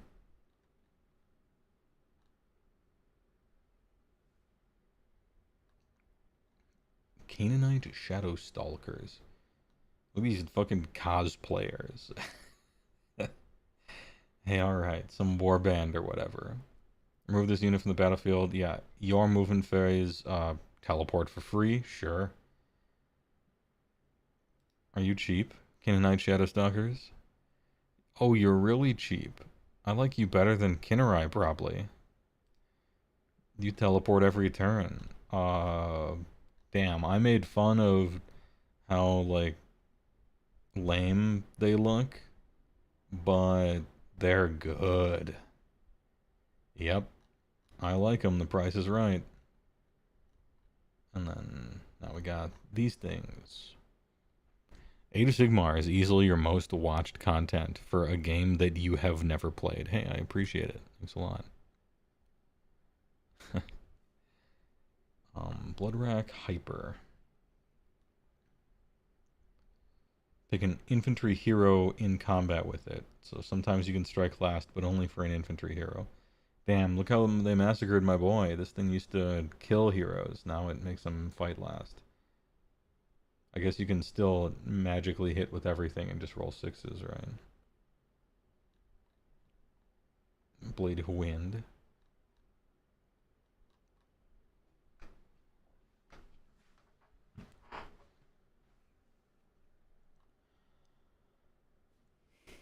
$12-inch move though.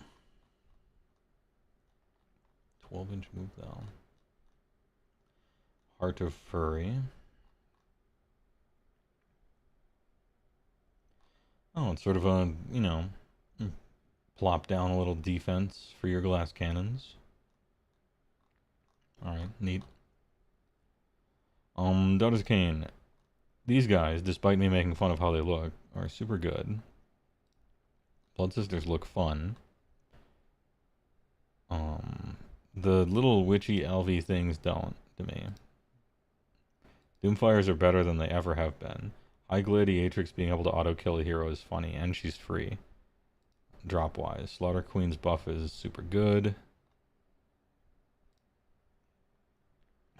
Funny Lazy has the hardest combo to set up in the book. But damn, it would be cool if it worked. Rolling an 8 for Mindrazor sounds annoying to me. Marathi Kane is, or the Shadow Queen is, as always, super good and fun and looks great and invincible. But also really expensive, and you have to play her, so you're always building like a 1,300 point army. Which is fine if you really like her. And, you know, just like it. You get everything. You get prayer buffs, you get wizard buffs, you get spell buffs. Your artifacts and traits are like not fun. And your formations are kind of all over the place, and the thing they said they wouldn't be, but they are, so that's weird. And then you get the passive battle traits, and everybody can swing twice sometime. Hey. They can't score if they're dead. How fun does Doc look? Mixed, but seems good. Mixed, but seems good. Above Trogs, above Flesh Eater Courts. Below Stormcast. Yeah, you have the craziest monster in the game. A shitload of buffs that half of them will randomly work, maybe. Big snakes and stuff, double pylons, do a bunch of damage, die easily. Run and charge. Sounds cool. It's the standard, you know, that's what Doc is. She doesn't change too much, but they found a formula that you can live with, or watch your guys die to. Anyway, put them in mixed, but seems good.